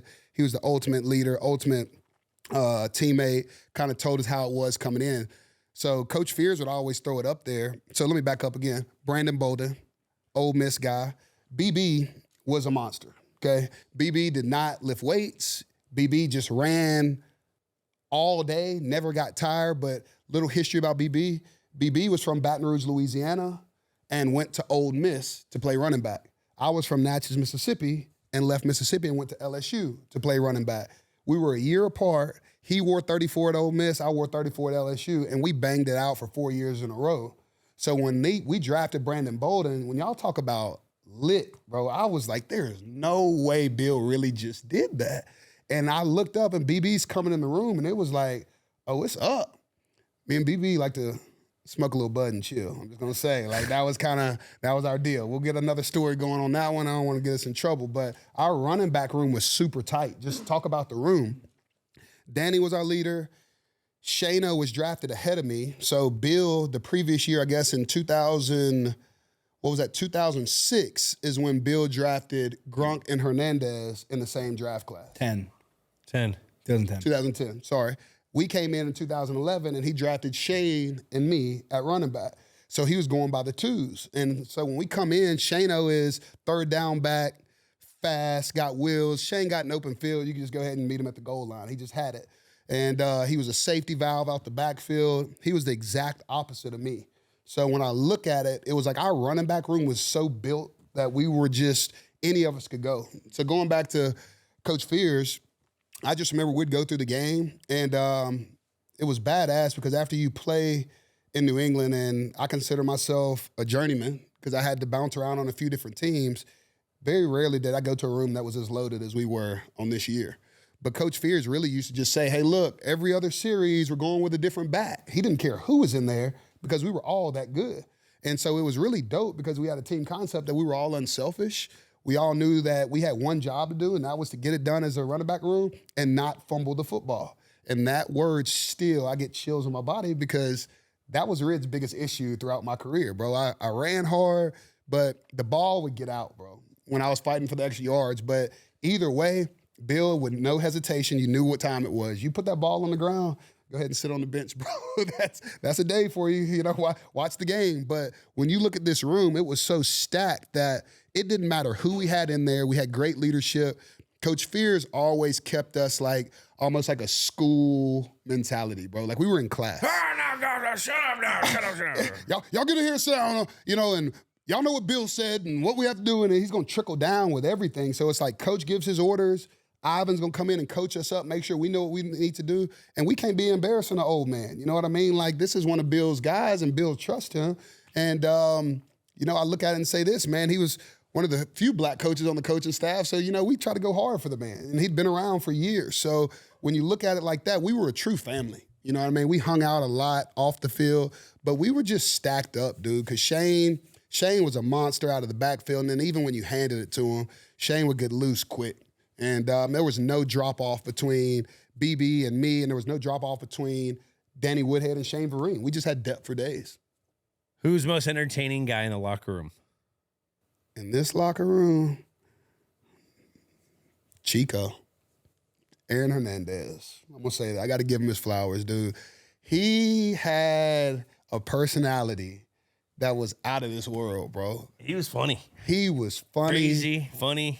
I always think about him saying, hey, yo, Bill. Remember how he used to say that? Hey, yo was standing right. Hey, yo, Bill. And he'd come in and be loud and joking, but he was a baller. And he worked hard. He worked hard. Chico had, when you come to personality, it's like you have that guy that's like super loud, almost obnoxious and annoying, but he's so annoying that you have to laugh at him because you can't get over him. And he had Coach McDaniels rolling. He had Bill laughing. And then I just remember him and Talib. Remember him and Talib used to go at it after practice. Yeah. And they used to just bet that money. It was like we'd have our full practice and stuff. But Chico was such a competitor. Correct me if I'm wrong, Jules, but Chico used to go do drills with the receivers. Like, this dude was so talented. He had feet and hands of a receiver, but he had the body of a freaking tight end. But he also just loved competition. He did. So Talib comes in, and Talib's gonna talk his shit. You know what I mean? He's gonna bark and say how he's gonna lock stuff down. I'm gonna lock you down. And Chico and him would go at it probably 2-3 days a week after practice. I used to have to do it with them too. Tom would spin it out there. You know, it'd be like practice would be over, and you'd look up, and Bill's over on the sideline just twirling the whistle watching the show. But they'd be betting money on catching the rock against each other. But Chico leaving Florida, I knew he was a baller down in Florida. And then once I got to get up to New England, we hung out a little bit and got his personality. Man, he was the man, bro. He really was. But he was just, he kept us laughing at all times. He really did. He was funny as hell. Laughing, or are you wanting to punch him in the face? Wanted to fight him. Wanted to. And he wasn't scared of that either. No, clearly not. Team asshole. Yes. Who was the team asshole? Team asshole. See no names on there, bro. Like, who would be the team asshole? Like, just to call you. Want me to give it to you? Would you be the team asshole? Am I team asshole? Probably. You know, am I team asshole? Am I the team asshole? Always. Hey, he's gonna be mad at me, but whatever coach said do, Jules was gonna do. Okay. So Jules was holding the standard. Like, when Jules came to work every day. I'll just say that. So kept the fire lit, kept the energy up, win, lose, or draw. I'd say Jules was pretty vocal on freaking carrying your load. You know what I mean? Like, he really did do that. I ain't gonna lie. Over his career, he was just one of those guys that just worked his ass off. And So I'd say team asshole. He'd call people out, you know, and let you know when you're slacking. So I'll give you that. I'm looking at the roster. Can't say anything if you. I don't see no. I was an asshole, but I worked hard. Yeah, you did, but you need. And you can't say anything to a guy that's been here 3 hours before you woke up. Truly, and already got the workout in, already caught balls on the jugs. You know what I mean? Like this dude was just he catching edges. I think he was up and grinding more than he was sleeping at that point in his career. And I'm not just saying that because he was here. It was just he was a scrappy white dude that really had to hold his own, and he did that. You know what I mean? But I think he was a leader enough to call us out because I don't really see any like assholes on that list. Really isn't. Like we didn't have it. Tom was zero bullshit policy. You know what I mean? But he wasn't really a best Tom story you have. 12, man. Very first day I got there, coming out of LSU, we believe in stepping in there and trying to go in and make a difference. We ain't scared. We're lining up trying to do it. So I got in there and got behind 12 for the first time, and Tom turned around and looked at me, looked forward again, looked back. Nah, Rick, get out of here. Kev, come on. And he sat me down before he even handed me the first ball. Told Kev Falk, come on in here and take the first. A real LSU running back. Real LSU back, a GOAT, a legend. Got to give it to him. But K-Feezy. He did. He kind of humbled me on that very first day. Did K-Falk like talk to you about that afterwards or anything? Did he call you after you got drafted to the Patriots, LSU, or was there like a coolness? With Kev? Yeah. For sure. Kev hit me up, let me know, and then Jarvis Green had left there. Yeah. And so the LSU guys kind of welcomed me in when I got that call. So that would be a good story. But I got a better 12 story. It's off the field. And because Tom never went out, kind of never did much. And I remember the first time Tom ever invited me to his crib. I got to say that. I don't know what year it was, but we had done practice or something. And Tom was like, Rid Dog. He's always, Rid Dog, come here. And I ran over there. I'm like, what's up, bro? He's like, look, I want you to come with me. And I'm like, what? Come with you where? I'm like, where? When? Where I need to be? So he's like, meet me in Boston, gave me an address. I didn't even know where I was going. Didn't matter. I was going with 12. You know, quarterback invited me out. So I haul ass up the highway. What's that, 95? Yeah. Leave, because everybody thinks Patriots, Boston. No, the Patriots are in Foxborough. That's a freaking hour ride from Foxborough, 45 minutes. 45. From Foxborough to Boston. But Tom gave me his address, and I remember texting mom and dad. I'm like, man, Tom just invited me to come over here to go meet him. I didn't know where I was going. I didn't care. So I went on up and drive to Boston. I don't know if he even remembers this, but I was like, got to his house. He showed me around the crib.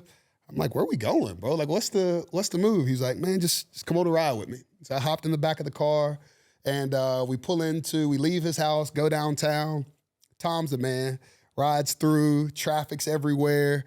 I'm thinking it's like a Red Sox game or something like that. And as we pull up there, Tom literally pulls up and cracks his window like this much. And didn't even have to say much. They kind of knew who he was and like let us ride on through. And then we parked across the street from the stadium. And I'm like, the stadium's packed out.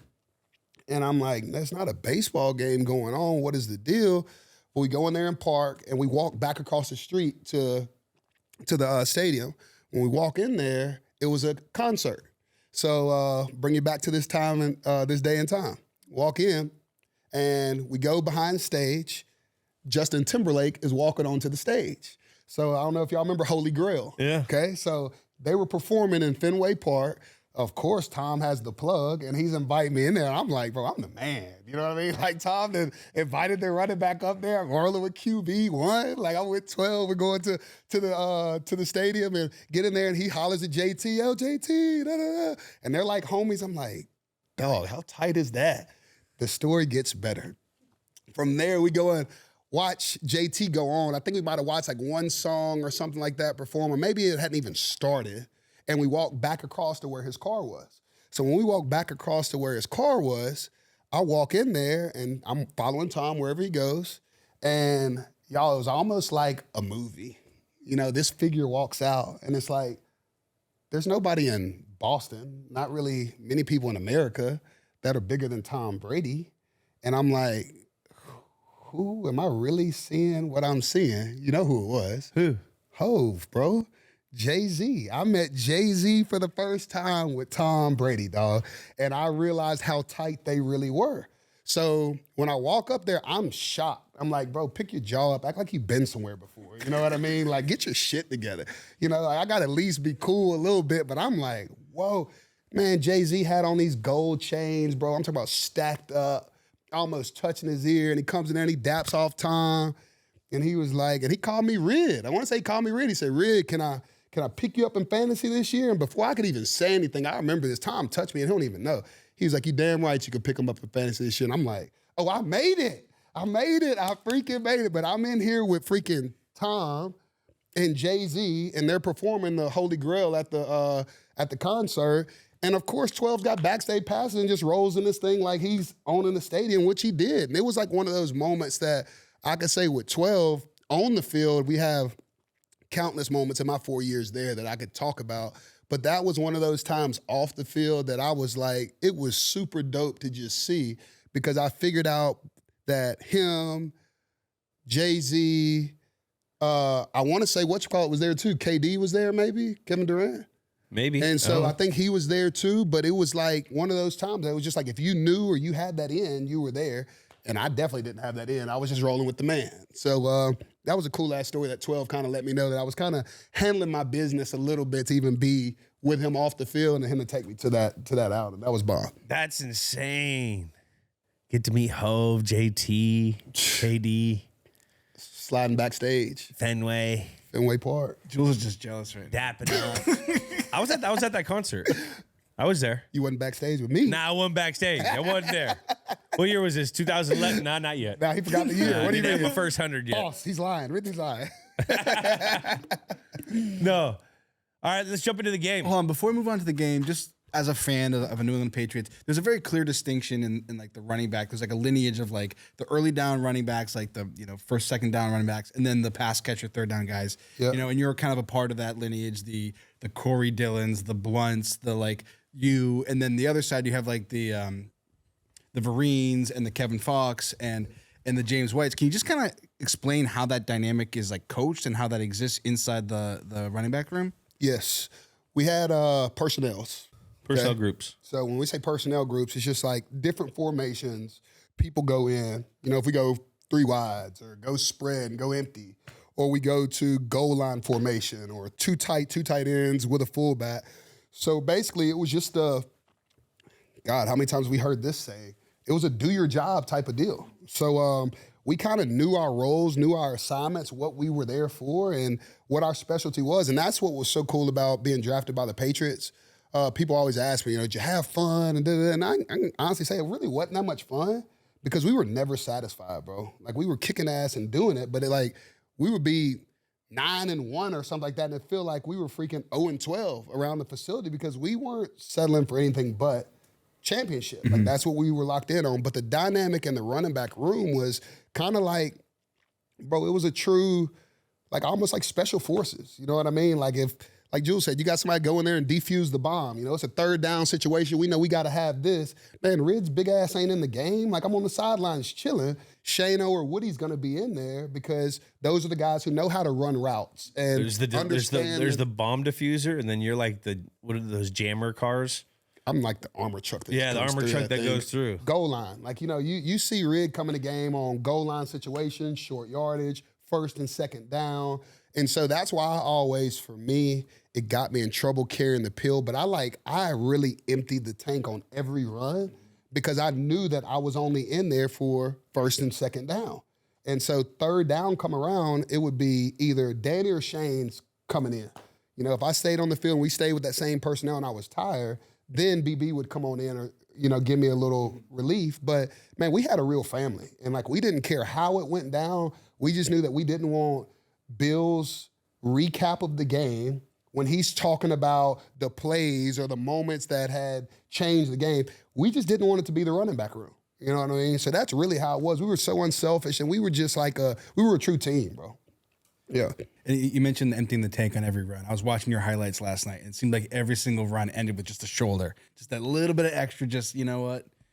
Kid be running hard. Man, like he possessed. I loved. That's that Mississippi running right there. Yeah. It's just that SEC ball, bro. Yeah. We had to really. We played ball in a time in the SEC when I know for a fact I think it was at its pinnacle. And not to elaborate on that too long, but it's like on my team alone, I think we had 10 players drafted out of just my class. You know, Patrick Peterson was with me. I came out. Chad Jones, I don't know if y'all remember him, but the SEC at that time, Cam Newton was there. Julio Jones was there. It's no Mid-American Conference, but... He said, what? No American Conference. Bro, come Mid-American on. Conference. Get out of here, dude. If you go look at the SEC, look at the SEC from the years of 2007 to 2011, Joe Hayden's, the Percy Harvins. Florida's roster in itself was an NFL team, was a poor NFL team under Urban Meyer. They had Cam Newton was back up to Tim Tebow. The Max You know what I All-Star mean? team's like an all-Madden team. It was crazy. Georgia had no Sean Marino, had Matthew Stafford, had A.J. Green. You know what I mean? James Harrison. Like these... Josh Cribbs. That was way before your time, bro. See how you try to claim all this? I played with James in like 19. Oh my God, give the James guy Harrison was on our team like in 2018, 17. Yeah, I was way out of there by the end. But hey, Kent State, give it to him, bro. Jack Lambert, no big deal. But yeah, bro, it was a different style of running, bro, because we just had it. It was defense and smash mouth football back in the day. Hell yeah. So that was the run style, bro. Kyler, let's jump into the game. So we kind of talked a lot about this, but mostly just both teams were riding a 6-game win streak. Houston was coming in, best season franchise history, coming in 11-1 for a Monday Night Football game in Foxborough. We talked about it a little bit earlier, the Letterman Jackets. I want to give a little bit more context to that. So the idea came from nose tackle Sean Cody and linebacker Connor Barwin, and they said that I used to say before the season, it feels like we're on a college team. Everyone gets along. We have so much fun. And this jacket, you feel like you're on a high school team, and where it's all about winning, it's all about being around a group of guys. This jacket is just another symbol of that. There are no names on it. You just have your number, your position group, and the Texans logo. That was cute. And their plan was to continue the jackets throughout the season, adding patches, adding certain things based off of individual performances. But you guys beat the shit out of that idea. Can't come back from that. So was that the first game they pulled it That out? was Or the they were first game they rocking pulled it out. Oh wow! And then they buried it right after that. Yeah. Yeah. Thank you. Probably should have waited till next week. Yeah. We're coming to the Patriots, bro. Like what On the you talking road? about? Bad call by whoever that was. God, Monday Night Football, this game. Oh, prime time. Talk about Monday Night Football. What does it mean to you? Monday night was freaking. It was always good to be on prime time, dude. You knew everybody was watching. And as a kid, you dream about getting out there and making it to the stage of the NFL. And during my 4 years in New England, and we're kicking ass the way we're kicking ass, we had primetime games almost every week. You know what I mean? So that's why I say I hit my knees and I say my prayers. I'm just thankful for the time that I got in New England, because you look at it now and it's like no primetime games. We had probably 7, 8, 9, 10 of them a year, and they were probably most likely wins. You know what I mean? So we just had a squad that was working together. We really were a team group, and man, we kicked ass. But Monday Night Football is where you got a ball. I mean, you cannot come to Monday night knowing that you're on the field, you're a starter, they're going to put the ball in your hands and not show up. So that was always my mentality. Come in juiced, come in and handle your business, and make sure that we get the job done, and don't embarrass yourself on the public stage, on the big stage. Can't, not in this game. No way. Letterman jackets. When's the last time you wore a Letterman jacket? I actually have a bomber that looks... I designed a Letterman jacket with Joe's jeans, actually. It's kind of cool. It's like a bomber. You're a rocket? Yeah, it's cool. We were thinking we should get some games with names, Letterman jackets after this. Nah, maybe the next ratings will be fucking terrible. You know what I mean? What if we get just fucking murdered? I watched like a deep cut YouTube video real late last night that there's like a Letterman jacket curse. That anytime a pro team starts rocking them, shit goes bad. See? Yeah, you can't wear a Letterman jacket. Texans started that BS. So we mentioned earlier this game, John Gruden's on the call. Shout out John Gruden. John Gruden was great on the call. Loved him. I was watching the highlights. You like Gruden as a caller? Yes. On the TV, you're saying? Is that the caller? Yes. Gruden's a man. Well, I just did his podcast. He's fucking... I was impressed. He's always on. Intense. Yeah, he knows how... He knows... He's done TV. we had 45 minutes to do his podcast. We were in and out, timed. Like he knows beats, but he also he knows the shit already. But he's been more fun with this bar stool. It's been fun watching him. It was cool. It was cool, man. He's my dad was a big fan of him. He was a Raider. You know, Dad's a diehard Raiders fan. So Gruden's a legend around our household. You know what I mean? So yeah, he's the man. This game started, not a whole lot worth talking about this game, but started out real hot. 3 touchdowns, first 3 drives. Hernandez, you mentioned, had 2 touchdowns. Brandon Lloyd had 37 touchdowns. By halftime, Patriots were up 21-0. You did have a red zone fumble, though, early. See what I'm talking about? Got recovered. Young kid Red tripping. Dude, what's it like being in Belichick's fumble doghouse? Doghouse. Not a pod. Oh, dude, you know, I'm talking about, I'm 36 years old right now. And when I don't really watch that much football, I'm gonna be honest with you. Like, I was kind of scarred after the pro career because it was like, man, I know I had a decent career, but I had some fumbles at some times, and social media was just getting going. And people were firing and saying some of the craziest stuff to you in socials. And it used to just it used to eat at me, bro. It used to just eat me up. And I finally got fed up one time, and I laid into some little kid that fell off in my DMs. I'm like, little turd. I didn't say that nice, but I'm like, you little turd. I went in on him. Man, you don't know the half.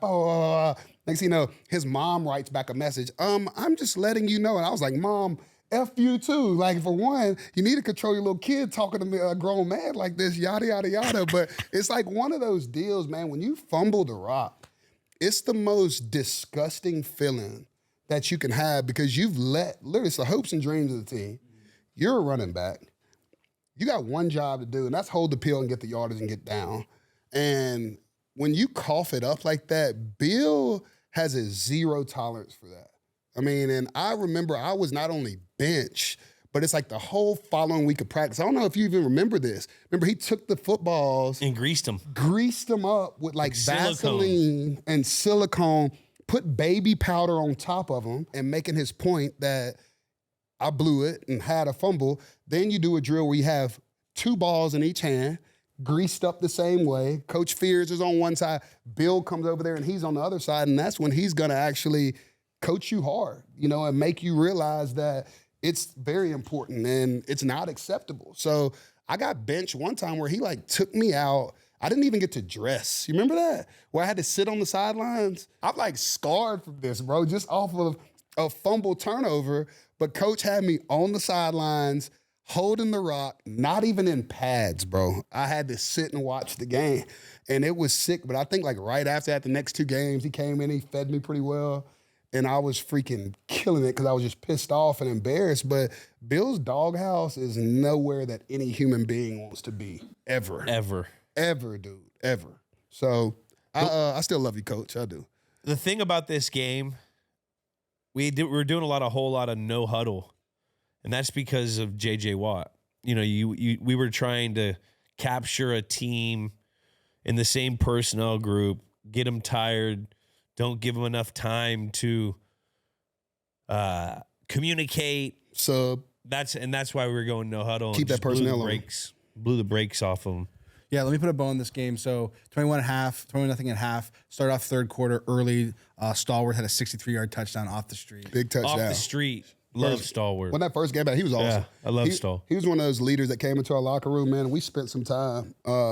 He was just a quality dude. Yeah. He really was. He understood the Had a lot of Patriot way. perspective from a life experience that he explained through for us young guys. Yeah. And then also want to make sure to mention that Danny Woodhead, if we're giving out fumbles, also had a fumble in the red zone. However, his was recovered by Lloyd in the end zone Lloyd, for a touchdown. Yeah, Remember in the this one game. Boop. I think he did. He popped it out, and then B. Lloyd scooped it up, or it was scooped in the end zone and scored. And you capped off Patriots scoring with a 14-yard touchdown. They had 13 penalties for 126 yards. We got our ass ripped. Final score 42-14. Beat down. That was bad. Beat down. Aftermath. We were really taught what championship football is. Brady James, LSU, speak that real. Yeah, Houston finished 12-4. That's what Patriots he finished said. 12-4. That's a defeating quote. This was cream season too, by the way. Oh, this is cream season. That's what? Cream season is a part of the season where the cream rises to the top, and You know what I'm talking about. Yeah. There are only about 6 teams each year that really have a shot. Yeah. And then eventually, Well, it's developed through the pasteurization period of the season, which is like week 4 to 8, 12. That's like when the milk's trying to get up to the top. Cream rises to the top. Yeah, but like Coach said, best football has to be played after Thanksgiving. After Thanksgiving. That's Yes, usually when sir. cream season's about to start. Yeah, sir. this was a matchup in the playoffs too. Patriots also won 41-28. Rid, you had 15 carries, 82 yards, and a tug. Ooh. Patriots then lose to the Ravens in the AFC Championship game. Gary Kubiak would be fired. After the years later, J.J. Watt was asked if he still had the jacket. He says, "I don't think so. I hope not. I don't want to bring that up at all. Those were some bad days." Takes a man to admit to it. Real talk. Takes a man to admit to it. All right, let's name the game and then score the game. Is this the greatest game of all time? Let's score it. Rid, what is the name of this game that you like the most? Off your dome, or we have some? We have the Letterman Jacket Game, the Letterman Loss, Texas Fold'em, the Monday Night Massacre, Houston Humiliation. It's got to have something with the Letterman Jacket, I believe. I disagree with you that quick, bro. I'm going with Texas Fold'em, bro. Fold them up. Get them out of there. That was a... But the whole thing about this game is the Letterman Jacket. But this is your game. We'll go with the Texas Fold'em. Texas Fold'em is, I think, great wordplay, and props to Jack for doing that. But, I mean, I got to push back here, too. This is 100% the Letterman Jacket Game. No? I'll give you that. I'll give you that. The Letterman This Jacket, is like it big is. time story. They came out with it because, like you say, that for them to come out with that, you got to have that in. I'll give you that. I'll backcheck on my words. But the Texas Fold'em is It's great. Great. You know, great wordplay, like you say. The Letterman Loss. The Letterman Jacket Game, for sure. Letterman Jacket Game. Give it to it. Yeah. All right. Score the game. Is this the greatest game of all time? Let's score it. Steven, stakes 0 to 10. Decimals okay. The stakes of this week 12 game. Or is it week 12? No, they're 11-1. Week 14 game. But December. Week 14 game. The stakes of this game. Regular season game. I'll give it a 7. 7. That's a good score. 7. 6, 7. I think we were focused on what we were focused on. I think for them it was their Super Bowl trying to hype themselves up like they were somebody. Yeah, we can only grade the stakes for our perspective. Both on winning streaks too. You know, Monday night game late in the season. There's some stakes here. I'll go with a 7. Yeah. Because this is the start of cream season. 4.9. Jesus, Jack. This can't be right. 5. Jack is 4.9. I have 6.3. Okay. Star power of this game. Monday Night Football, baby. Monday Night Football. The players in it. Kubiak's a Super Bowl winning coach in the future. You got Bill's staff. You got Tom Brady. JJ Watt. Arian What's Foster. the star power of this game, Rid? Star power Monday night. Well, I'm gonna go with 7 again. 7? Go 7 because we had some big games. You know what I mean? But Monday night matchup. Two good teams. Matt Chubb, quarterback. A little bit of a ding, but Yeah, I'm going to go with the 6.4. Okay. Jack at home had a 7.5, and I had Andre a Johnson was on this 7.1. team, Andre right? Johnson and Eric. I loved Andre and Johnson. Foster, bro. Foster was Foster. there. We had some ballers in there. They had some ballers. Dwayne Brown, go Hokies too. Yeah. Gameplay. The gameplay of the game. The gameplay would be like the entertainment value of it, going back and forth. Like the gameplay. Right, Kyler? Yeah, Is that how you explain that? Great. It's an exciting game. Great stuff happens back and forth. You know, Or is it just a shellacking? No. I mean, I'm kind of stuck on my number there because I think for the Pats, for us, 7.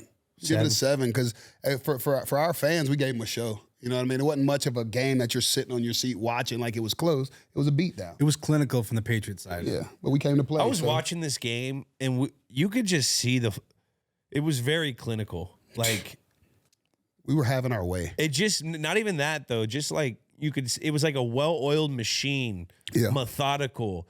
Run game, this game, intermediate game, deep pass, like everything was clicking. It just looked like a highly run machine. It was a perfect game plan. Yeah. Shout out Gucci on our offensive play call of the game because Mickey D's. the play action was killing them. Yeah. That It touchdown from Lloyd, the play action. Yeah. Oh, it was perfect. It looked like Fringe Moss shot. running down. Oh, it was beautiful. Bro, we were pulling the I'm going to go with the 7 as well. running at will. Yeah. Jack has a 7.1. Hey. I had a 5.1. I thought it was a 5 for Patriots and 0 for the Texans. Name of the game, the Letterman Jacket Game. You gotta score the name of the game. Oh, score the name of the game. Let's give it a. We riding all the way down with the sevens, bro. I'll give it. Actually, look, Letterman Jacket Game. I'll give it a 9, because that everybody remembers. I'll give it an 8.2 because people remember the Letterman Jacket Game For a regular season game, and neither people teams know were the Letterman championship. Jacket Game. Might not know who scored or Jack who gave it did a 9. what. Look at Jack gave it a 9.7. It's a 9. I had a 7-9. We might have to check in on Jack after this. All right, where's this at? Where does this rank? The final score is 7.14. Where does it rank all time?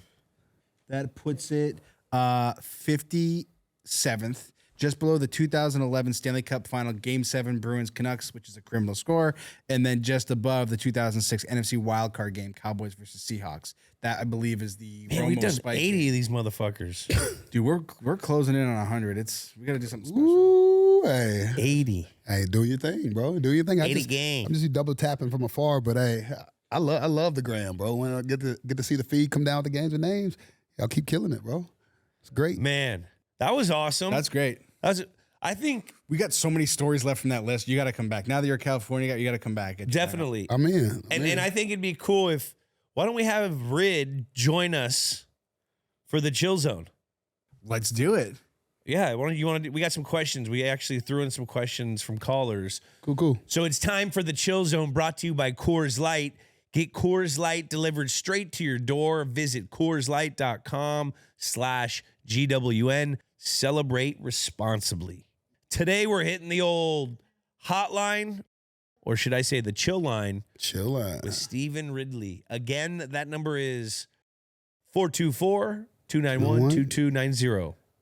Let's get into it. Hey, this is Michael from Pine Grove, Pennsylvania. Stevan Ridley, you're one of my favorite touchdown celebrations. Drawing a door, kicking it down. Was wondering what inspired that. Man, what inspired the kick the door down celebration? Every defense in the league is trying to keep you out of the end zone. That was my way of giving them the big middle finger and letting them know that, guess what? It ain't no stopping the kid when we got our mind made up, and they're going to turn around and hand it off, because I know 12's going to punch it in. If you let me get me a little bit of shine, hand me the rock, I got to close it for the team. So I love to kick the door down and just give it to a defense, let them know. It was swaggy. Business. Appreciate it. It was intense, too. Draw it up. Yeah. In there. And the salute this week. None of that. It's over. Hey guys, it's Dallin from Nut House Nation, back at you again. Rid, welcome to the Nut House. Dude, it's badass. Hey, I want to paint a scenario for you guys here. We're having a cookout at the Nut House, a Nut House cookout. You have all the time in the world to make sure this food comes out perfectly, since we know you like to take your time and make sure it's good. You know, we'll enjoy some ice cold Coors Light. We'll blast some Bon Jovi, toss the pig skin around, hang out in the hot tub, whatever it is. We'll wait. So, Steven, what meal are you making for everyone? And Julian, you have to cook up a dish as well. So what's the move? We going burger time? All right, see you at the cookout, boys. Cookout. What are you bringing to the cookout, Rid? Good question, Dallin. That is awesome. Where's Dallin from? He's we talked to him a lot. He's in Harrisonburg, Pennsylvania. Pennsylvania kid. Pennsylvania. Man, well, I think it's only right that I go ahead and plug the homies. Do y'all read the hat? I'm cooking some duck poppers, man. Duck poppers. Duck poppers at the cookout, man. You Duck know? poppers? Well, you can't kill them if you don't eat them. That's kind of the known rule. But hey, I'm gonna cook some duck poppers for the Nut House. I really am, bro. I got to. I'm as They're awesome. boring as they come for my cookout. Just hamburgers and hot dogs. See, that's that Cali shit. I Jules. love Like, hamburgers and hot dogs. Bro. Coors Light, we should probably. That's And a popcorn. Coors Light. Look, you go, but that's why I got to bring that Mississippi and Louisiana to it. You know that good I country like cooking. chicken. I like barbecue chicken. I like tri-tip. We in Tri-tip's California good. we eat a lot of tri-tip. Tri-tip's good. They don't even eat tri-tip anywhere else. But if I cook some duck poppers, would you try them? Yeah, I'll try it. All right, cool. It's like poppers, like wings that, like when you like kind of fold them out. Is that the thing? Poppers. How I do my poppers, man. I get a duck breast, and we're gonna cut it up kind of like a nugget. Okay. Wrap it in cream. Put cream cheese, a jalapeno, wrap it in bacon, and shit. y'all just watch your fingernails because you're probably gonna bite down. You know what I mean? So, yeah, I got y'all. I'm gonna cook that up for y'all. No cap. I want a duck popper. I'm coming. So, pop a top. Cheers, bro. Cheers, Bubs. Love it. Love you, There you man. go. Awesome. Yo, Nut House, this is Evander calling in with a question for our boy Ridley. you ever get to meet Mike the Tiger when you were at LSU? Oh yeah, man. Mike is you can't be a Tiger without having your time with Mike the Tiger. Who's Mike the Tiger? Cut it out, Jules. I don't know who Mike. He's What a is this, real Tony live the tiger. Man, our mascot is a real live tiger. Is it what, 7? It's Mike not the 7th? same one for the last 20, 50 years. No, I mean You he's just named every tiger Mike. yeah, yeah, hell like Ugga, you know. That's our mascot, Mike. See, dude, I'm going Nah. Tony the Tiger. I'm not letting you hate on that, bro. No. Because look, when I tell you the intimidation factor is a 10, because what we do for every game day, Mike comes out of his cage, and we take Mike right over to where the visiting team runs out. So when you come out of your visiting locker room, you got to go by the cage of Mike the Tiger, and it's a real Bengal tiger in there. That sucker's probably how many 7, 8, maybe even 1,000 pounds. A real cat, big cat sitting right there. So hell yeah, man. Do they Mike. still put him on the field? Hell yeah, They do? They have him on the field in the cage. Like that's what I'm saying. When you run Yeah. out from pregame, you have to go by Mike the Tiger's cage. If I went to Gnarly. another school that was a really good school in the SEC, and I was going by that, and I knew that was coming, bro, I would get like a piece of hamburger meat and throw it at the tiger. So when we would run by, he'd be occupied. He'd be eating or something, not Yeah, looking at you. he wouldn't be doing shit. Mike's eating opponents, bro. Ain't He shit. worried about that little meat. He wanted Kent State Julian Edelman to come in there and think he's going to do something. Oh, he gonna eat there. And don't they have a nice they like set up nice habitat for him now too. So it's like what? Yeah. Mike lives like a king. Yeah. Mike has a big cage right across from Tiger Stadium. Like literally, you come out the stadium and he's got like almost like how we have the Patriot Place or whatever. He's got a whole setup right there by the memorabilia where you can buy all the LSU stuff. Yeah, And he's got a great life. He's got a huge cage. Oh, it does. He does. But He's got a great life. He's got a huge cage. you're a hater, bro. we got Mike the 7th. We got Mike the 7th right now. Mike the 7th. His record's 72-29. Shout out to Mike the 6th, who was there when you were there. He was 93-30. Wow. Hello. 2007 to His jokers live long. October 11th, 2016. He got a chip too.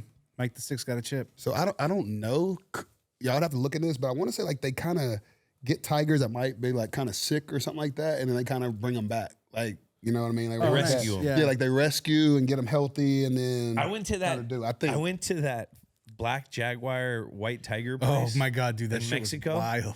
What was it? What was that? I mean, It's this dude in Mexico that literally collects lions and tigers and The sanctuary leopards. too. It's I don't know. It's crazy. They're Yeah. like just roaming around, random other lions and tigers. This guy's in it with them. in the cage. Yeah, Yeah, wild. Steve Irwin type stuff, but with tigers. Yeah. Mexican version. Yeah, he's like hugging them and like batting them and playing with them. It's Yeah, just nuts. And that's when you. Say, I left that no. place going like, I don't know if he's gonna be here very long. buddy. He went into one. I went into one with a leopard. I'm like, I got to get me out. Yeah, but like Me and Dola. that other there was a leopard that shared a exhibit with that one, and he was like, "Oh, if that one was in there, it was the black one." He's like, "Oh, that'd kill you in a second." So Yeah. you just put him out, and you can hang out with the nice one. Yeah, Fucking wild. that's not what I want to hear. Nah. All right. Nah, I'm not going. Last question here. Hey, what's up, Games with Names? This is James from New York. I had a question for Rid. What was it like playing those Friday night games in Death Valley back at LSU? Let me know. Peace. New Yorker asking All right. Kid Rid about Death Valley. I want the honest. Yeah. The honest answer is, and of course I'm biased, but I go back to the 100-and-something thousand screaming fans that the motorhomes pull in on Wednesday evening. They're cooking jambalaya and gumbo on Thursday night, drinking Friday morning, all to catch the Tigers walk down on Saturday. There is no place in all of football, pro or college, that is more lit than Death Valley on Saturday night.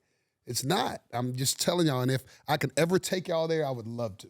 I'd love for y'all to go experience it. But I'm telling you that, like, once I got to the pros, it was a downgrade because the kids are sold out.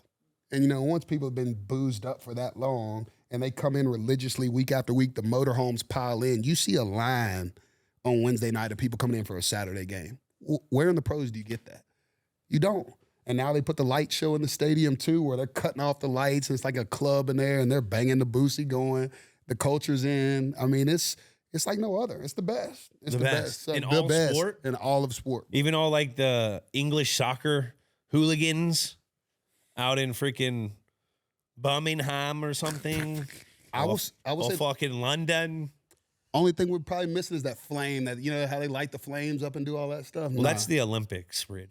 No, I've seen the soccer stadium they set the things on fire. They set shit on fire? Hell yeah, like in those soccer games. Oh, the hooligans. I guess it's like that one area where you don't even want to be in that thing. Well, have you not seen Philadelphia celebration? They're lighting shit on fire. It ain't touching LSU. I think the only thing the soccer has, like European football has on American football, is that the chants and shit go throughout the play. Where like in football, like, okay, you stop, you got to communicate, the crowd kind of stops, but the chants go on and on and on throughout the whole game. It's kind of tight. Well, all right. That was the Chill Zone. Thanks to our favorite beer, Coors Light. Get Coors Light delivered straight to your door. Visit CoorsLight.com/GWN. And remember, celebrate responsibly. Responsibly, bro. Well, what a game. Freaking awesome. The Letterman Jacket Game. We got to recap that deal.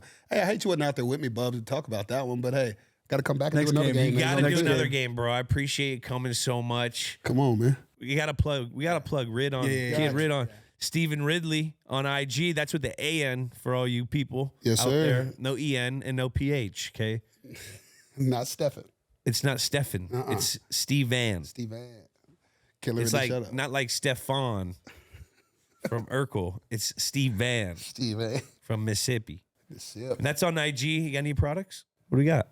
Got to plug in the Foy products. Back to my days in New England, partaking in the good grass that God planted on this earth. Ever in New York City, go check out our CBD line, our cannabis line. We got some of the best top-selling, all organic, the cleanest gummies that you can put into your system. No sugars, no BS, only good, solid, clean products. Simplyfoy.com. That's the business and that's the future. Let's go. Thanks, bro. I appreciate you coming on. Man, look awesome, bro. And that's been another episode of Games with Names. Subscribe on Apple Podcasts, Spotify, or wherever you listen to podcasts. Comment a game you want us to do, and remember, Rate and review. And leave us a 5-star review on Spotify while you're there. Remember to follow Games with Names on YouTube, Instagram, X, TikTok, and Snapchat. Leave a comment on the YouTube full episode. We'll read the best ones on our future episodes. Leave a message on the old hotline at 424-291-2290.